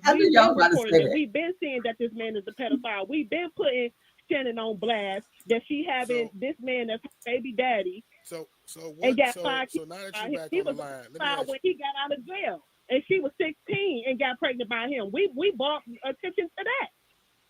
Hey, Roxy, wow. So let me ask you this. I mean, as the person that you're responding to said something along the lines of, when you make CPS reports, they go through this procedure and that procedure or whatnot. So when y'all actually made the reports, what was the results? What happened when they did they investigate? Nothing happened, Mark. I'm telling you, nothing happened. We just reported another instance that happened not too long ago with the little cousin that went over there. Now I don't know. It's probably about 6 months ago, maybe a little bit more than that. I'm not quite for sure because again, I'm only being told the information from somebody else. The little girl went over there. She went over there. The man approached her for fellatio. The girl went back to her mama, told her mama. Her mama went to the police. They did nothing. They did nothing. We the ones that's getting the backlash. We ain't never took our foot off the pedal. This is the situation where they did nothing because allegedly they convince the kids to lie to the police and said that they didn't really say that, or Exactly. they said that because If we don't have solid evidence to stand on, we can only just say what's being told. But if we really don't know what's going on, we only going off of hearsay with somebody else. Like, what y'all want us to do? We've been out there looking. It's other people down there. We putting up flyers. They taking down the flyers. We've been putting in the work. We ain't been chilling. Not on this side. And that was another thing that I heard too. You know what you just said. Y'all been putting up flyers, and somebody. Yeah, they've been taking that shit down. We've been putting in the work. If we not sitting on our asses, we've been putting in the work for. It's the immediate family that ain't been doing shit. If you would take a shot in the dark and say who you think, or who do you think would possibly be taking down the flyers and why? Wow. I think that it's the twins and that taking down the flyers, because I think that they got something to do with it and they got something to hide. I.e., that's why Annette was on that goddamn TV conference that everybody saw, and she ain't show no remorse. She ain't even speak out to Neziah and say, Neziah, come home. We miss you. We love. She's talking about whoever got him and or whoever got her, excuse me, and all this other stuff like that. She ain't show no remorse, no crying, no nothing like that. And then the auntie, who was also in her chair that's standing next to her with the glasses, she ain't have shit to say. And then when you called her, she declined the call. How is your niece missing and you declining calls and you declining interviews and you don't want to go on TV and say nothing about your granddaughter and about your niece? Who are the twins? How? Who are the twins, Roxy? Shannon and Marquita. Shannon is in here right now. Shannon watching. She ain't said nothing. And that's the one who she living with. This is the pedophile's baby mama that's in here, and she ain't said nothing. And I tagged her, and she still ain't say nothing. Wow. She the one that is her baby daddy that she bought around, that she had around Neziah and all them other kids that's over there. When we found out that he was a pedophile, that's when we put it on blast. When we found out that he was approaching them kids, we put it on blast. We told them to go to the police. That shit crazy. We only know what they telling us. They gonna ask us, what evidence do you have to stand on? We only know what people coming to us and telling us. We've been putting it out there. It's the immediate family that ain't saying shit. We never stop. We've been saying something about this nigga being a motherfucking pedophile. The nigga was a pedophile when he went into jail for fucking a 13-year-old, and then he got out and fucked my cousin. And she was 16 years old when he got her pregnant. And her dumb ass turned around and had 5 kids by him. Wow. And a brand new baby that's probably 6 months or a year old or something like that. 5 kids. She was just on Facebook the other day talking about a 100-day countdown. How you backing this nigga up and he a pedophile and he got something and he approaching your niece and your kids and shit? We never took our foot off the gas. Somebody calling in, it must be Shannon. They did. We did not. The extended family did not. Child. We never gave up. We've been out looking for her. They taking the shit down. Now all of a sudden she might be deceased. I pray to God that she not. But they been the motherfuckers hiding something. Shannon won't even get on here and say nothing, but she on here looking. And her brother. They've been doing this shit to everybody, whoever kid's been over there. That's why the extended family don't fuck with them like that, for real. And when we did start hearing about it and found out that her baby daddy was a pedophile, that's when Kenya stopped fucking with her, and that's when she started putting the shit on Facebook to let it be known. But it has been reported. Because he ain't even supposed to be around kids, period. That shit been reported. And what DPS do? Nothing. They just went over there, they found a nigga over there and told him, oh, you gotta leave. What you mean? Y'all need to arrest this nigga. He ain't even supposed to be around kids. You just gonna tell him he gotta leave? And that's it. So people are asking the questions in the comments. No, Shannon is not the missing girl's mother. Shannon is the daughter of the grandmother. Shannon is the grandmother's daughter. That's what everybody keeps asking who the twins is. That's one of the twins. That's the one that was on the news standing next to Annette with the sunglasses on. Annette is the grandmother. Rubbing Annette's ashy ass back.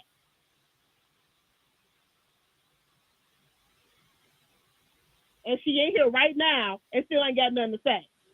Call her out. That's what you gotta do. Call her ass out, Roxy. Get your ass on the phone, Shannon, right now. Well, nasty ass. Well, I just seen her comment. She just said, "I'm here and listening." Oh, yeah, I bet she is. But you ain't saying nothing about your motherfucking baby daddy doing something to this girl. You ain't got nothing to say. Say something. I mean, it's your motherfucking niece. I would reserve. How you in here watching and you ain't saying shit, and this your motherfucking niece that's missing and she was in your care. Her mama and her daddy left her in your grandma to you and your grandma's care, and you ain't here and you ain't saying shit. You ain't even fucking defending her or nothing. You ain't said, I love you, I miss you, come home, nothing, but you ain't here motherfucking watching. Come on, Roxy. And the family left her in your motherfucking hands. And your ass in here watching. Ooh, woo. Like you said earlier, all this shit getting on your nerves, right? How your niece missing getting on your nerves, bitch?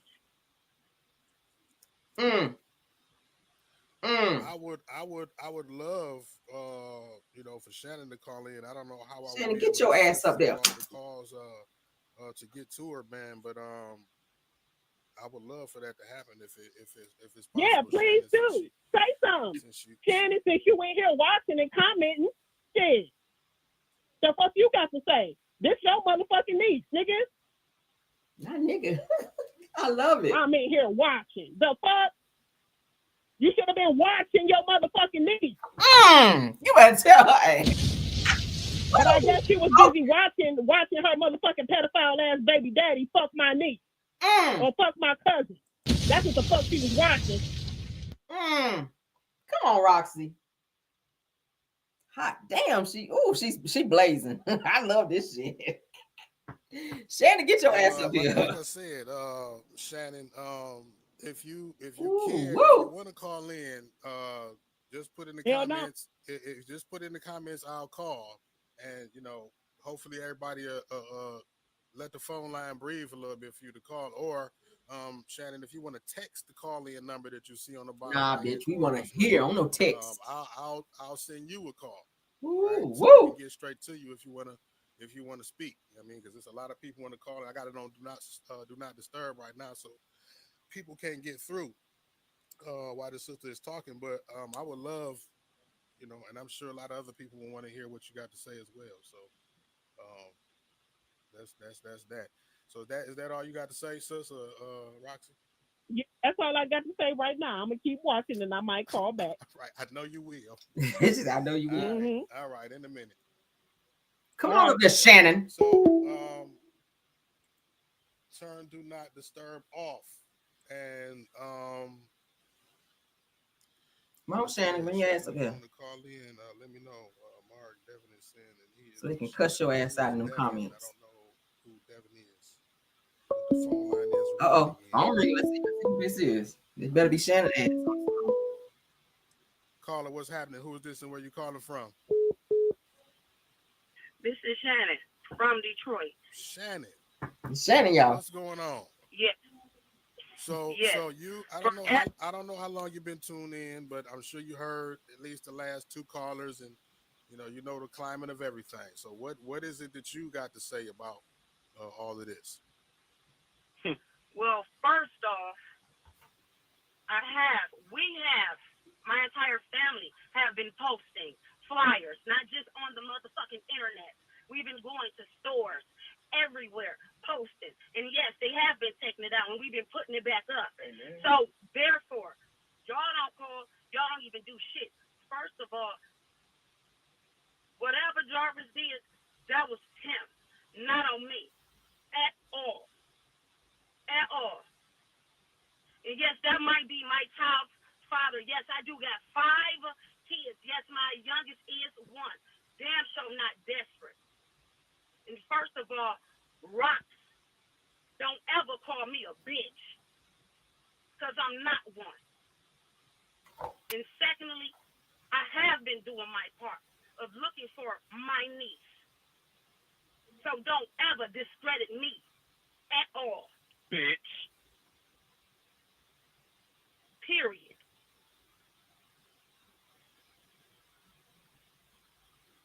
All we need to do is know the first question is, where's my niece? Where can we find her? Ask your baby daddy. That's what we should be doing. Mm-hmm. Looking like we have.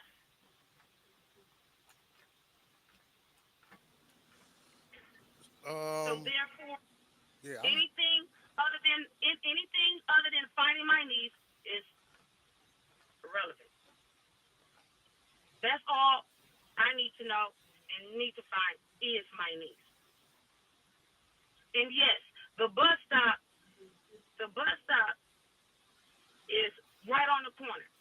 She can get off the bus and we can see her from the corner. She's 13 years old. A lot of these kids catch the school bus, and get dropped off at a pickup stop. I mean, they're drop off and pickup stop every day. Her same routine.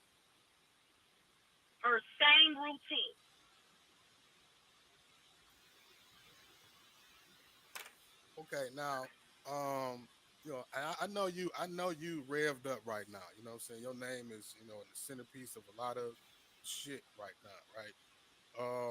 But like I got just a couple of questions on the tip of my mind for you, sister, as far as just, and I know that at the end of the day, in the beginning of the day, we all about finding the veil. That's the point of everything, right?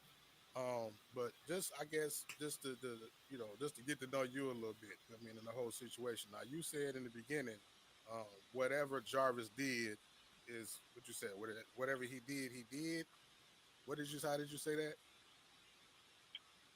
I said whatever he did, that was on him. Those are my correct words. Okay, that was on him. I was just trying to clear that up. But okay, so with that being said, no. Like apparently this man has had a history of this. Like, so did you know about him being on the sex offenders list, or any kind of activity about that? Like, had you even heard of anything like that before out of him? When I met him when I was 19, he did tell me his background. He did tell me his background. Out of doubt. He gave me the decision if I wanted to pursue a relationship. So given that his background was sex offender involving a child, right? And you still made the decision to talk to him? One, I was 19, and two, if society can give you a second chance, why can't someone else give you a second chance? Ain't you fucking crazy, girl? I can dig it. Now, now somebody told me that he had got married recently. Do you know something about that? I don't know if it was last year or something. He was supposed to bought a chick a ring or got married or something. Because then you said you had a 1-year-old by him, or that's your youngest baby is by him, right? All my children is by him.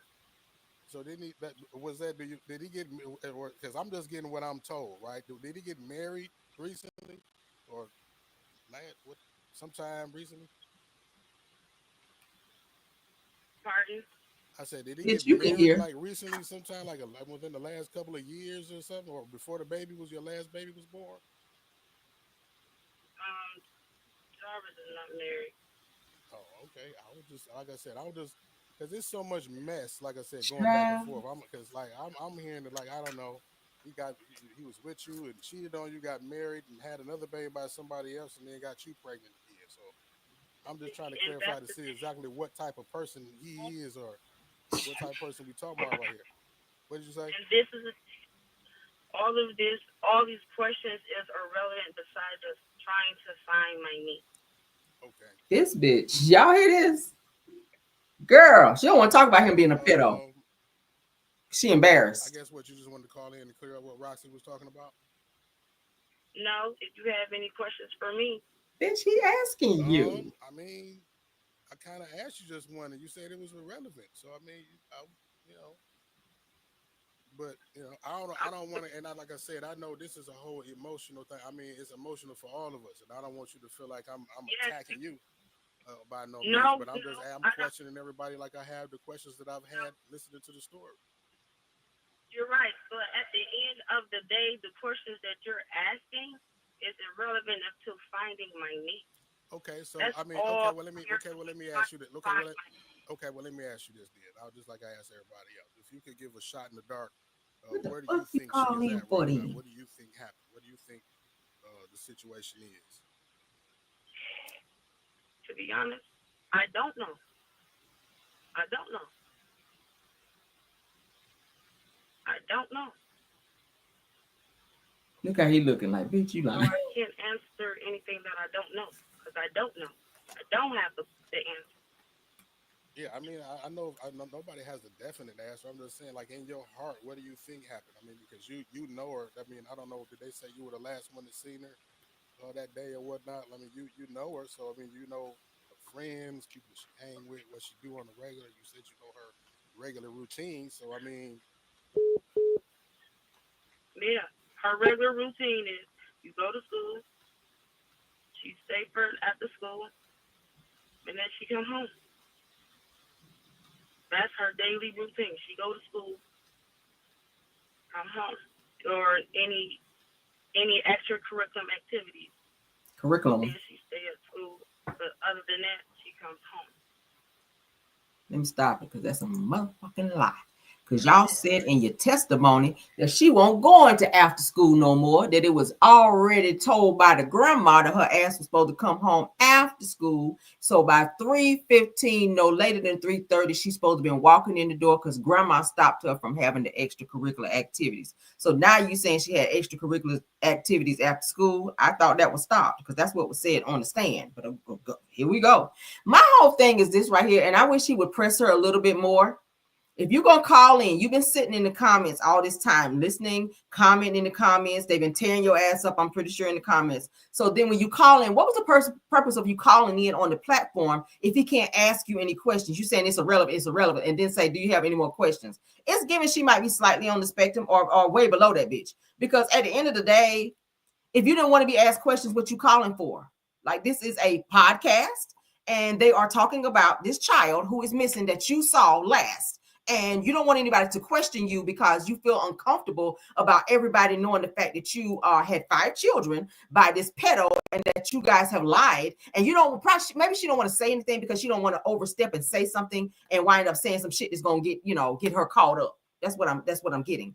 I think that's why she's trying to avoid any type of questions, and she's beating around the bush and repeating certain things that we've already heard. At the end of the day, baby, you married a pedo. Y'all lied and said he was never in the house. And this recent little girl who went over there for the very first time was propositioned by him in the house when he asked her to give him fellatio, and y'all didn't do shit about it. So this girl went home to tell her mother, and y'all lied and said the shit didn't happen because you're protecting this person who got 20 other girlfriends out there and that fucked around and knocked 5 babies up into you. And your stupid ass is sitting over there and you're allowing him to be around your daughter, which I'm pretty sure he's done something to her as well. But you don't want to answer no questions. You don't want to find out where your niece is. You don't give a hot damn where your niece is, just like you don't give a hot damn that he been in that house missing and touching on your daughter. And that's on period. I'm sorry. Let's continue. Some type of conclusion of what they thought may have happened, but you ain't got nothing, huh? I don't want to think that way, that something happened to my niece. Because I don't want to put that in my mind. I don't mean conclusion as in end. I mean as far as a scenario in where she's somewhere where y'all can't find her right now. Seeing is that she had, I guess some type of a, she had friends. I'll just say it like that. All I know is her friends are just saying, and that's I'm just going based off what her friends saying, that she ran away. She told her kids. She told her friends that she was leaving. She was saying goodbye. She was happy. And that's it. And that's it. Like, that's it. We asked our friends, we asked people, we asked everyone. We don't know. We don't know. And that's what we are trying to figure out. Where is she at? Because I don't know. She could be inside this neighborhood, and I don't know. And we've been looking every day. Every day. That girl is not alive. Let me tell y'all something. This girl's full of shit. You don't think wherever she is, even if she's at a boy's house, girlfriend's house, whatever, they have TV. She has social media where she's there all the time. I listen, I done went on the girl's Instagram. I didn't even tell y'all that shit. Naziah was on Naziah was very much so on social media. So do you not think if people are out here looking for her, and if she just ran away, because y'all know that's not the case. If she just ran away, you don't think she's been on social media and saw all these where are you, Naziah, all these balloon releases where people are looking for her. Her friends are saying that they haven't seen her in 3 weeks. She ain't been to school. Like, hello, this girl is not alive, and there's no fucking way she can be in the same neighborhood as you guys, and you wouldn't know it. This girl is not alive. There's blood all over her damn hoodie and jacket, and your baby daddy Jarvis, his DNA is on there as well, bitch. So you can go ahead and give up what happened and why you're covering for him. I get it, you got 5 kids, baby, but you about to go to jail behind this nigga who's already been to prison, and that's a pedo while you sitting here protecting him, and you done brought your ass up on this platform to lie for him, because that's what she's doing. That sister, her twin sister is covering up for it. That grandma is covering up for it. And Shannon, your bald-headed biscuit eating ass know exactly where this child is. And the fact that y'all not cooperating, and the fact that y'all have lied already and perjured yourself in your testimonies in court, you're going to be in prison right along with him. And CPS, since they didn't want to do nothing about you guys allowing him to be over there around them kids, they're going to come and take them same 5 kids that your ass done went and had from this damn pedo and spread their asses in other homes to be raised by strangers, because your stupid ass want to protect somebody who you know was a pedo when you met him. She knew he was a pedo when she met him. And I don't give a fuck about you being 19. I was very bright at 19. I knew you don't fool with no damn pedo at 19. I was not having a relationship and turning around and getting knocked up by no damn pedo. The first time he would have told me what his ass was into and that you've been to jail and what you went to jail for, bitch, you can't say anything to me after that. Get out of my face, lose my number. Matter of fact, you ain't getting the number because I got to know who you are first. But bottom line is, when he told you those things, it shows how low vibrational you are and how fucking slow you are. And the fact that you were touched, okay, because pedos, they recognize pedos, child. Obviously, you wanted to be about that pedo life along with him. And I feel like you sat back and you have watched him do things to your own daughter, and your daughter is being sacrificed. Naziah was sacrificed for Jarvis, who had an appetite for young girls. And he used this woman to procreate his next victims. And I said that, and she might not never admit that shit, but I'm saying it right here. This is some foul shit. This is pissing me off. That she gonna get on this call and then try to dictate what somebody asks you when you done set your ass up in the comments and you hear what the conversation is about. Drop down then. If you don't want to be asked questions, then what the hell you go up here and call for? Like, this is stupid. This is so stupid. That this is in the pit of my stomach of not knowing where my niece is. Girl. She's 13. I'm sorry. Get the fuck out of here. I pray to God every day. Now, what you now? So, like, did she ever have a history of running away, leaving the house? No, never ran away for a period of time. Never ran away. No, she never ran away. Never went nowhere. Like my mom, yeah, she is strict. My mom's run a tight ship, 10 by 10. You in school, you do what you're supposed to do, you come home. And then you get ready for the next day.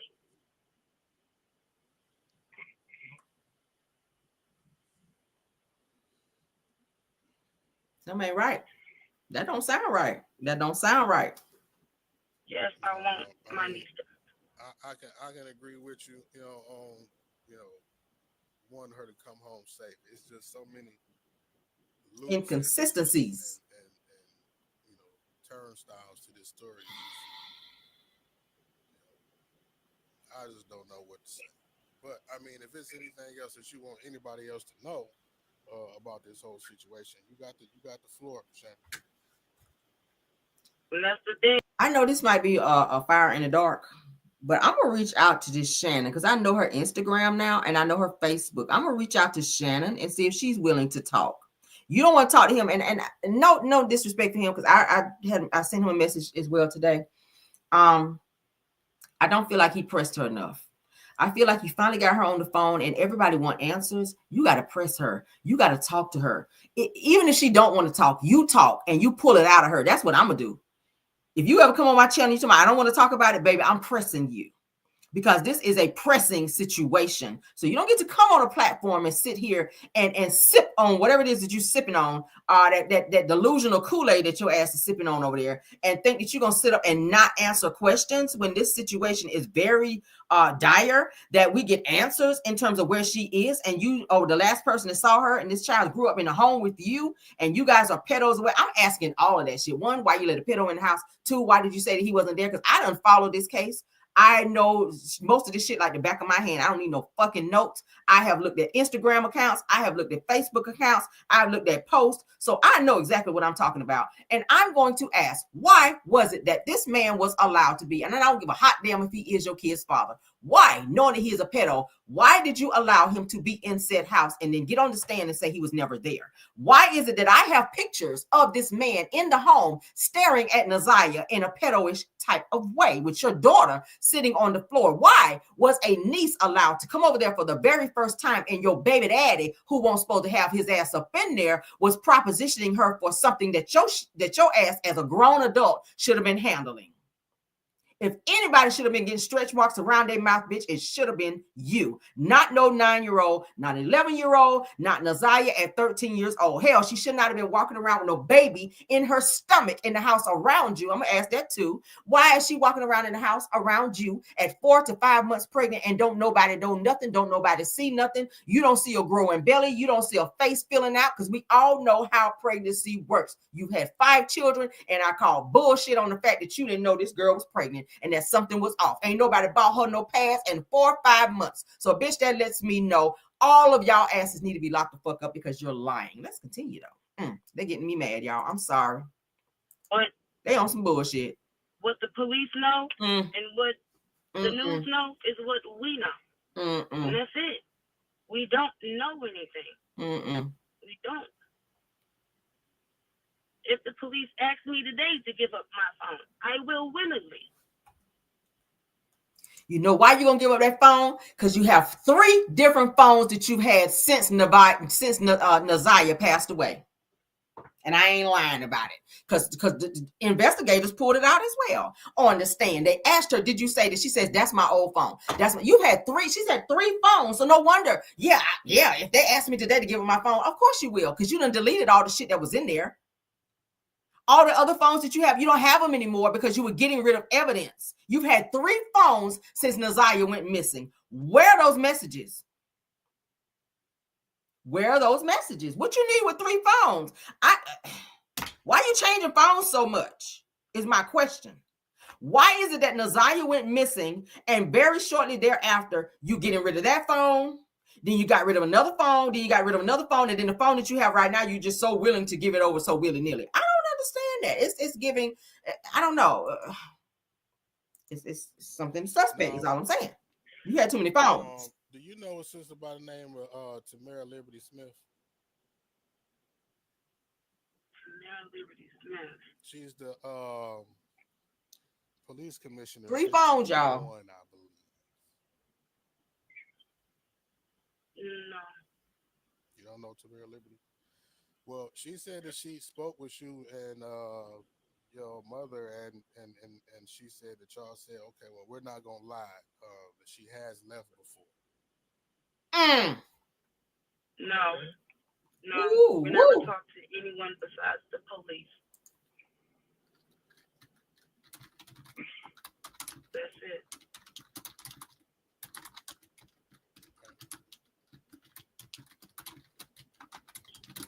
All right, I'm just reading some of the comments. But all right, like at the end of the day, like I said, I hope she found safe. I hope we bring her home, and I hope this situation raised enough awareness around the city for people to hold people in their family accountable and give them the consequence of the doubt as opposed to the benefit. We're gonna clear this line up, all right, sister? Ooh, she get me mad because Okay. she lying her ass off. We're gonna take one more call, then we gotta end it, guys. Because what time is it? Get back to the call-in line real quick. So let me see. All right, let me see who this is. What's going on, caller? Who's this? Where you calling from? Listen, I ain't gonna keep calling back. I'm sorry. This is Nita from Michigan again. I got to say, I got to come in again. So listen. Mm-hmm. Shannon, you said it's not on you. Sorry, y'all. What your baby daddy did to your niece. Girl, you knew he was a pedophile. Why is he even around kids? And regardless if they his kids or not, if he's on the registry, that ninja ain't supposed to be around no kids. Period, point blank. That's a violation. Period. Then you don't sound concerned. You sound mad that you're being exposed. Mm-hmm. Yeah, Nevaeh is missing. And it's really sad that you'd rather say, excuse my language, dick, rather than find your niece. Tell on your baby daddy. Because in this case, you can get in serious trouble as well in case you didn't know that. Because for one, again, you got kids by him. You say I was 19 and I wanted to give him a chance. Girl, when I tell you my 5-year-old smarter than that, we learned about pedophiles way before 19. You just felt like, oh, this nigga loved me, had kids by him, not knowing he a pedophile. Pedophile now, meaning he have sex with kids, molest kids. So I feel like if he did it to your niece, did he do it to his own fucking kids? Fuck yeah. Because clearly you're covering up for him. And I ain't, listen, I'm a blunt motherfucker, so I'm going to speak my piece. You sound delusional. You sound mental. You making excuses for this nigga. It's giving desperate. You're trying to save him instead of giving his ass up. You in denial because clearly you're protecting him. Listen to what the fuck you saying. They need to polygraph your ass. Yeah, you talking about something that can take your phone? Nigga, you probably got a new phone. At the end of the day, you're lying. You're being very careful with how you're wording shit. Mm-hmm. Then you sitting up here saying that what you're asking me is irrelevant. Tell me, these questions that's being asked could possibly lead to your niece return. Like you're being too careful, and then some of the questions I noticed, you're rejecting. Oh, it's irrelevant. My main concern is finding her. Ask your motherfucking baby daddy where the fuck she at. He know. And if she did run away, it's because she's scared and tired of being abused by your baby daddy. Now I want to say like, something. Come on, child. So somebody told me, Lil Bird told me, right? Now I don't know how true it is, right? But I just tried to probe her with a little bit of this information just to see how she, what she had to say to it. But someone told me that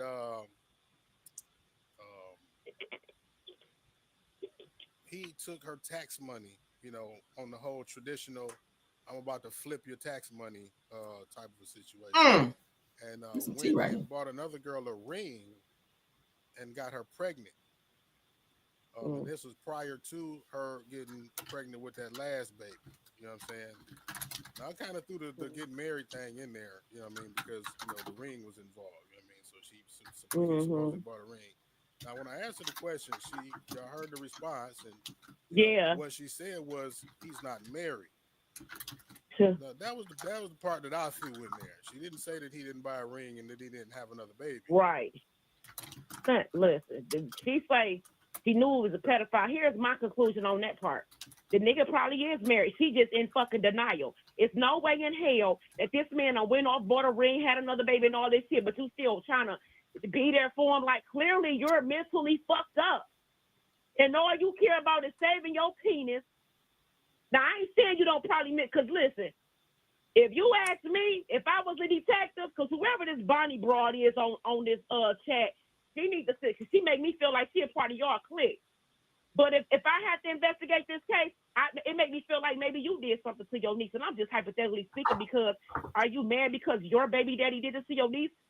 Because guess what? That means your niece is getting attention, and I hate to say it that way. You gotta look at all aspects and the shit from all angles. Cause you have been that fucked up to where you did something to your niece. Cause if you protecting this nigga, shit, maybe y'all in it together. Either way, Nevaeh is missing. Then you want to lie and say you didn't talk to Tamara. You say you only talk to the police. Who the fuck you think she is? She a part of that. You on here lying. How can somebody help y'all or help y'all if you're not being honest? And I guarantee you, because I'm a motherfucker that'll get involved so quick. Oh, yeah, I love shit like this. I live for it. Come on. Just to bring that baby home safe. I pray to God she's still safe. Maybe she is I pray to God she's still alive. But they need to put your ass on some polygraph, like, seriously, because you're lying. Mm-hmm. I hear it in your conversation. Mm-hmm. Mm-hmm. And then you were so adamant about, no, he's not married. How the fuck do you know? Right. I think you do know. I just think you don't want the world to know how stupid you are. Mm-hmm. Letting this bum-ass nigga who's a registered sex offender come into your life. 19, baby, I was smarter than that. Even still, you had kids by this dumbass nigga. Then he turn around and molest your niece. And you talking about it's irrelevant about these questions being asked to you. Bitch, these are questions that can save your... Listen, every question that's being asked to you, and yeah, motherfuckers need to come hard at you because you sound fucking stupid right now. Every question that's being asked could be the very lead to bringing your fucking niece home to safety. Come on. But you are so busy chasing dick. You are so busy wanting this nigga to be saved because you're clearly saving to cover up for him. What he did has nothing, that's on him. No, bitch, it's on you. Because you allowed this nigga around her. You had him in your house. Knowing he was a regular sex offender. Bitch, I wish I knew you because I would have been called in on you. I'm that. I'm about all that. I will have all this. I swear for God, registered sex offenders should not be around children. And the fact that you let this man, baby, listen. Let this man be around them, your ass need to be locked the fuck up too. Because I guarantee you, you got something to do with it too. Now get mad. I'm already there. Come on. I'm gonna let you take the next call. I'm going to give me something to drink. I'm mad. For sure, baby. Come on. I like her. Right. Oh, I like her. Come on back, Shannon, bitch. I got a bring Shannon ass back on here. Call that I want to make. Baby. Because I know Tamara Liberty Smith. So I want to make a call right quick. I'm going to shut the call in line off right quick so we don't get... Yeah, call Tamara. Call her. I want to hear this shit. Y'all enjoying this?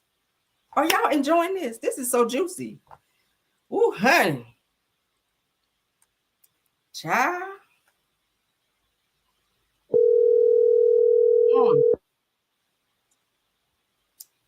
Child.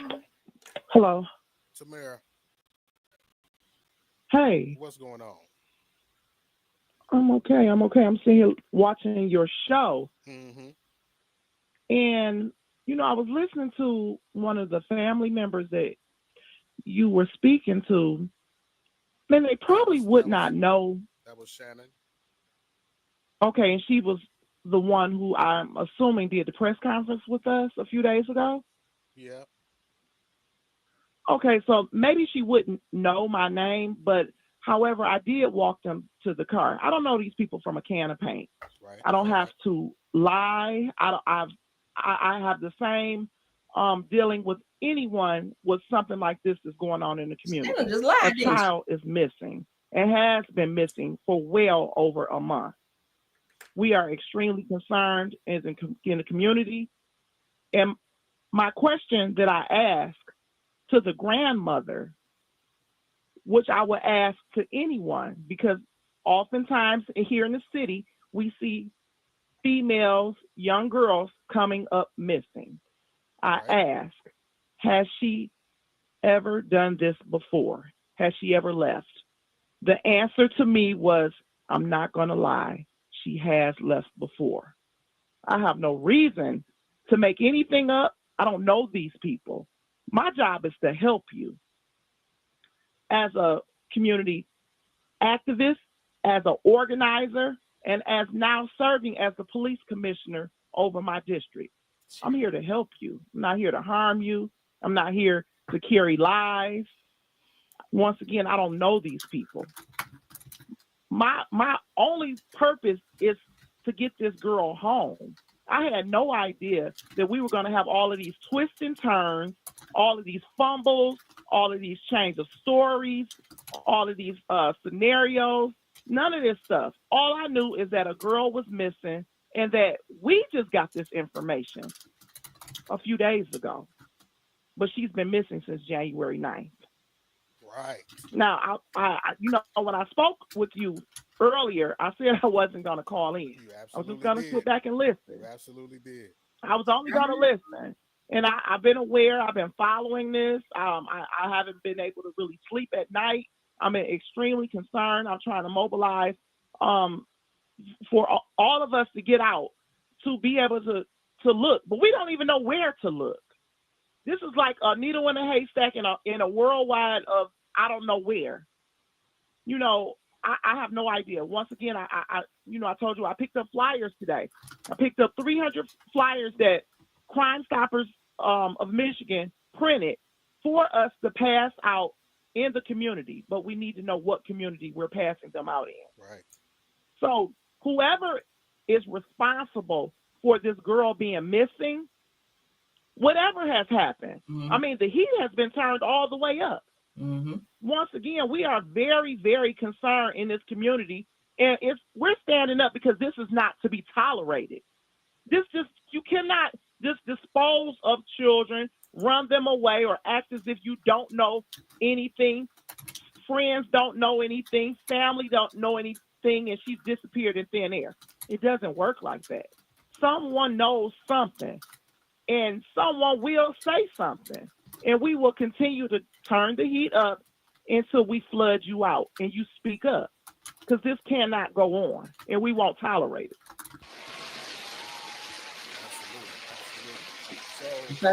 Word right there. Immediately when she said that, when I asked her the question, does she have any kind of history of her leaving the house, and then I seen you comment, I'm like, yeah, she's probably going to end up having to call in or wanting to call in to speak and let everybody know what you heard.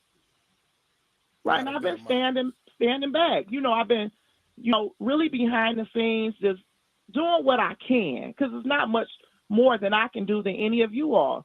Just, we're hearing the things, the streets are talking, we're passing flyers out, we're asking, just being extremely concerned. I stood there with the community in the press conference with DPD, and we all are trying to figure out where this girl is to bring her home. But don't be fictitious and tell us lies. Don't make up things. Don't sit back and watch to try to plot and get your story together. Or to hear who's saying what. I don't even know. I don't know how long you've been tuned in, but if I'm not mistaken, the entire time. Well, if I'm not mistaken, right, while the father was on, did I not see someone make a comment and say your daughter is in the chat right now? I don't know. Yeah, I don't know about that. Yeah, I'm not. I'm not that inebriated at all. Go back through the chat. I wanted to go and find the page, but I was so busy. I know I'll go back if they didn't delete it, but yeah, it's like you say, a lot of twists and turns to this whole situation, man. And I really hope that we come to a positive to resolve to this. But it seems as if it's going to be hard to do when we have so many twists and turns, and not only the story itself, but the story that's being told by the people who we need to hear the information from. And even like with the dad, as I told you, after during the press conference, because it was aired live on all channels, and I get a phone call because I grew up with him. So they reached out to me. Okay, that was Jarvis' daughter they was talking about. I'm sorry. Go ahead, Tamara. Okay, they, the father reached out to me. I grew up with him. I have not seen him in years. We were kids, but it's my job as a community person in our community to help. So, naturally it made me feel like, oh, wow, dang, this is somebody that I actually know. I'm going to put my all in and try to help you all. I didn't know the situation of how the baby came about, or he cheated or any. I didn't know any of this stuff. I just knew that it was his daughter and that he needed help. And just me of who I am to do so. But all of this arguing, and who did what and who shouldn't have did what or who knew something. It do seem as if, you know, it's a lot of finger pointing. I ain't gonna say seem as if there is a lot of finger pointing going back and forth. I mean, but you know, with me with my discerning, you know what I mean. I feel like you know, I feel like I know what's factual and what's not as far as what people are saying. You know what I'm saying? But Yeah, I want to, even with the finger pointing, whatever happened, let's just move forward to get her out of the situation that she's in and get her resources to remove her out of the situation that she was in, that she will never be returned to that. is what I was gonna say. At the end of the day, you know, with everybody saying what they saying, you know, I mean, at the end of the day, the solution needs to be the solution, and that's finding her. You know what I'm saying? And there's a lot. I've seen somebody in the comments saying, "Well, why are we not out right now?" But we actually are looking for it. We're having a community meeting about it, right? Even though we're all at the home right now, we're In still the huddle. dedicating time, okay, investing our time and energy and resources and emotions into this situation, right? But let's And not just get like it Tamara twisted. said, right? Once we can pinpoint an actual area in which we should be searching, right? Because the whole city is not up in awareness about this. Everybody is not looking in every neighborhood, although they should be. Once we can pinpoint an area where we should be looking at, then we'll go there. I'm quite sure it'll be organized and Tamara Liberty and let everybody know, and then that'll be that. What you was about to say? Yeah, I was to say that, but let's not get it twisted. When it is time to be boots on the ground, let's just have the same interaction. It will be greatly appreciated. Most definitely. More hands we have on deck, because once again, the police rely on the tips that the community gives. You know, they don't know. None of us know these people, but they do rely on the tips. And I'm hoping that someone from the department is listening tonight and being able to gather more information and to take notes to help them to what they're already have or what they're trying to do. And as we get this information and we start to mobilize as a community, I just hope that we can have as many hands on deck as possible. Absolutely. Like I said, you make sure that you keep me updated on any kind of searches that's organized, especially on the east side, but anywhere, you know what I'm saying, from here at this point out, especially if it's in the city, so I can help out with getting everybody knowing about it and getting more people out there. You know what I mean? Yeah, but just once again, thank you for bringing the awareness and just also just letting people know that this type of behavior is not acceptable and should not be tolerated. Not in any household. If you know something, don't just sit back and wait and later point the finger. It's necessary to speak up. It's necessary to keep speaking up until until the point is given. You know, this should not be happening in today's time. This just shouldn't be going on. Come on. I mean, in this day and age, and I mean, in a city like Detroit, where not only are we still one of, I don't know if we can still claim the blackest city in America, right? But one of, if not the most blackest cities in America, where this happens so often, so frequently, it's so in our face all the time, right? We have these kind of conversations over and over and over again each year. Now it's getting to the point where it's damn near every other month. And it's also, like I told you earlier, it's giving me Zion Foster vibes. That's kind of what People, I'm leading on to. They That's don't just exactly what disappear. I'm segueing to. Exactly what I'm segueing to. You know what I mean? This is happening way too. Like, why are we here again? How are we here again? You know, after we just as a whole city went through what we went through with Zion. You know what I mean? We didn't learn nothing from that. We didn't. Yeah. I don't know, man. But I thank you for your platform. I thank you for your following, and just continue doing what you do, and just flooding these people out, and let's bring this baby home. Most definitely, sister. You know I'm with you. All right. Keep me posted on everything, all right? I sure will. Thank you so much. All right. Appreciate you. Okay. Bye. All right, guys, we're going to end it there. We're going to have to probably do like a part 2. I hope y'all enjoyed it. This was very informational. It kind of opened our eyes to some stuff that we did not know. You got to hear from like family members who knew Naziah, cousins, aunts, Even Shannon, the person who is alleged to know more about it. Jarvis is the person who had 5 children with the alleged pedo who is said to have unalived Naziah. You guys had a chance to hear from her and how deceptive her ass sound. Okay, I'm gonna send her ass a message tonight when I get off of here, and I'm gonna see if she's willing to open up and have a conversation, because I definitely want to have a conversation with her ass. But let me go ahead. Let me get back to the main screen. You guys are asking the podcast so that you can go over there. It's 7 Mile Radio. Okay, that's what it's called. I just put it in the chat. You guys can go over there. Sierra, the girl that I told you about, who was also molested by Shannon and her twin sister. She actually did an interview on 7 Mile Radio's podcast as well, which we may look at maybe tomorrow. She was very transparent, and Roxy was also on there as well. So Roxy, the one that came on here and was cussing Shannon out, she was on there as well, the one that did the balloon release for Naziah. So this was great. Y'all heard from Naziah's father on this podcast. You heard from Roxy. You heard from Shannon. You heard from the lady who interviewed Shannon and her grandmother. We heard from another cousin, I think it was. So we heard about a lot, y'all. So we're going to definitely keep our ears to the streets, and I wrote down my timestamp where we stopped at, and we're going to come back and finish this, okay? Because I want you guys to hear all the details, because this is very, very juicy. And he is out of Detroit, so he is right there in the middle of everything that's going on. So he's getting a little bit more information, and I do follow him, and I have been following him because I want to know what new developments come up, because he's reporting new things and he's interviewing people that's like right there in it, okay? So thank y'all for coming over. Thank y'all for coming over. I hope y'all enjoyed the new receipts that we dropped today as well. You guys continue to hit the like button, please, and support. And also, please subscribe to the channel so that you'll know when we come back on and give new information on this. I'm going to stay on this case for Naziah. Any new developments, I will give it to you guys once the trial starts, which that is going to be March the 7th. I will definitely be doing that, and we'll be watching stuff in real time. Testimonies, everything, you guys. Evidence, we're going to see all of that.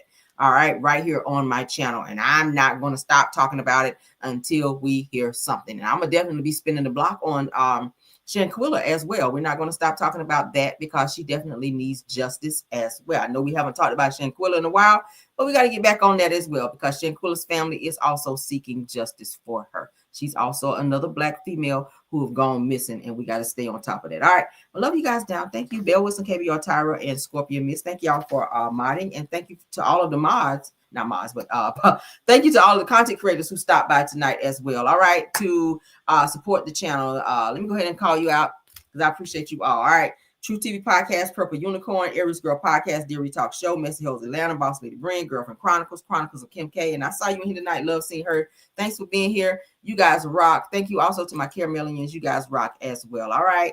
Let's get out of here. I will see you guys tomorrow. Y'all know tonight is Love and Marriage Huntsville, so I got to get that up and running as well, so that I can do my review for that tomorrow. Okay. So I'll see you guys tomorrow for our review of Love and Marriage Huntsville, as well as other news that I know you can use. Bye.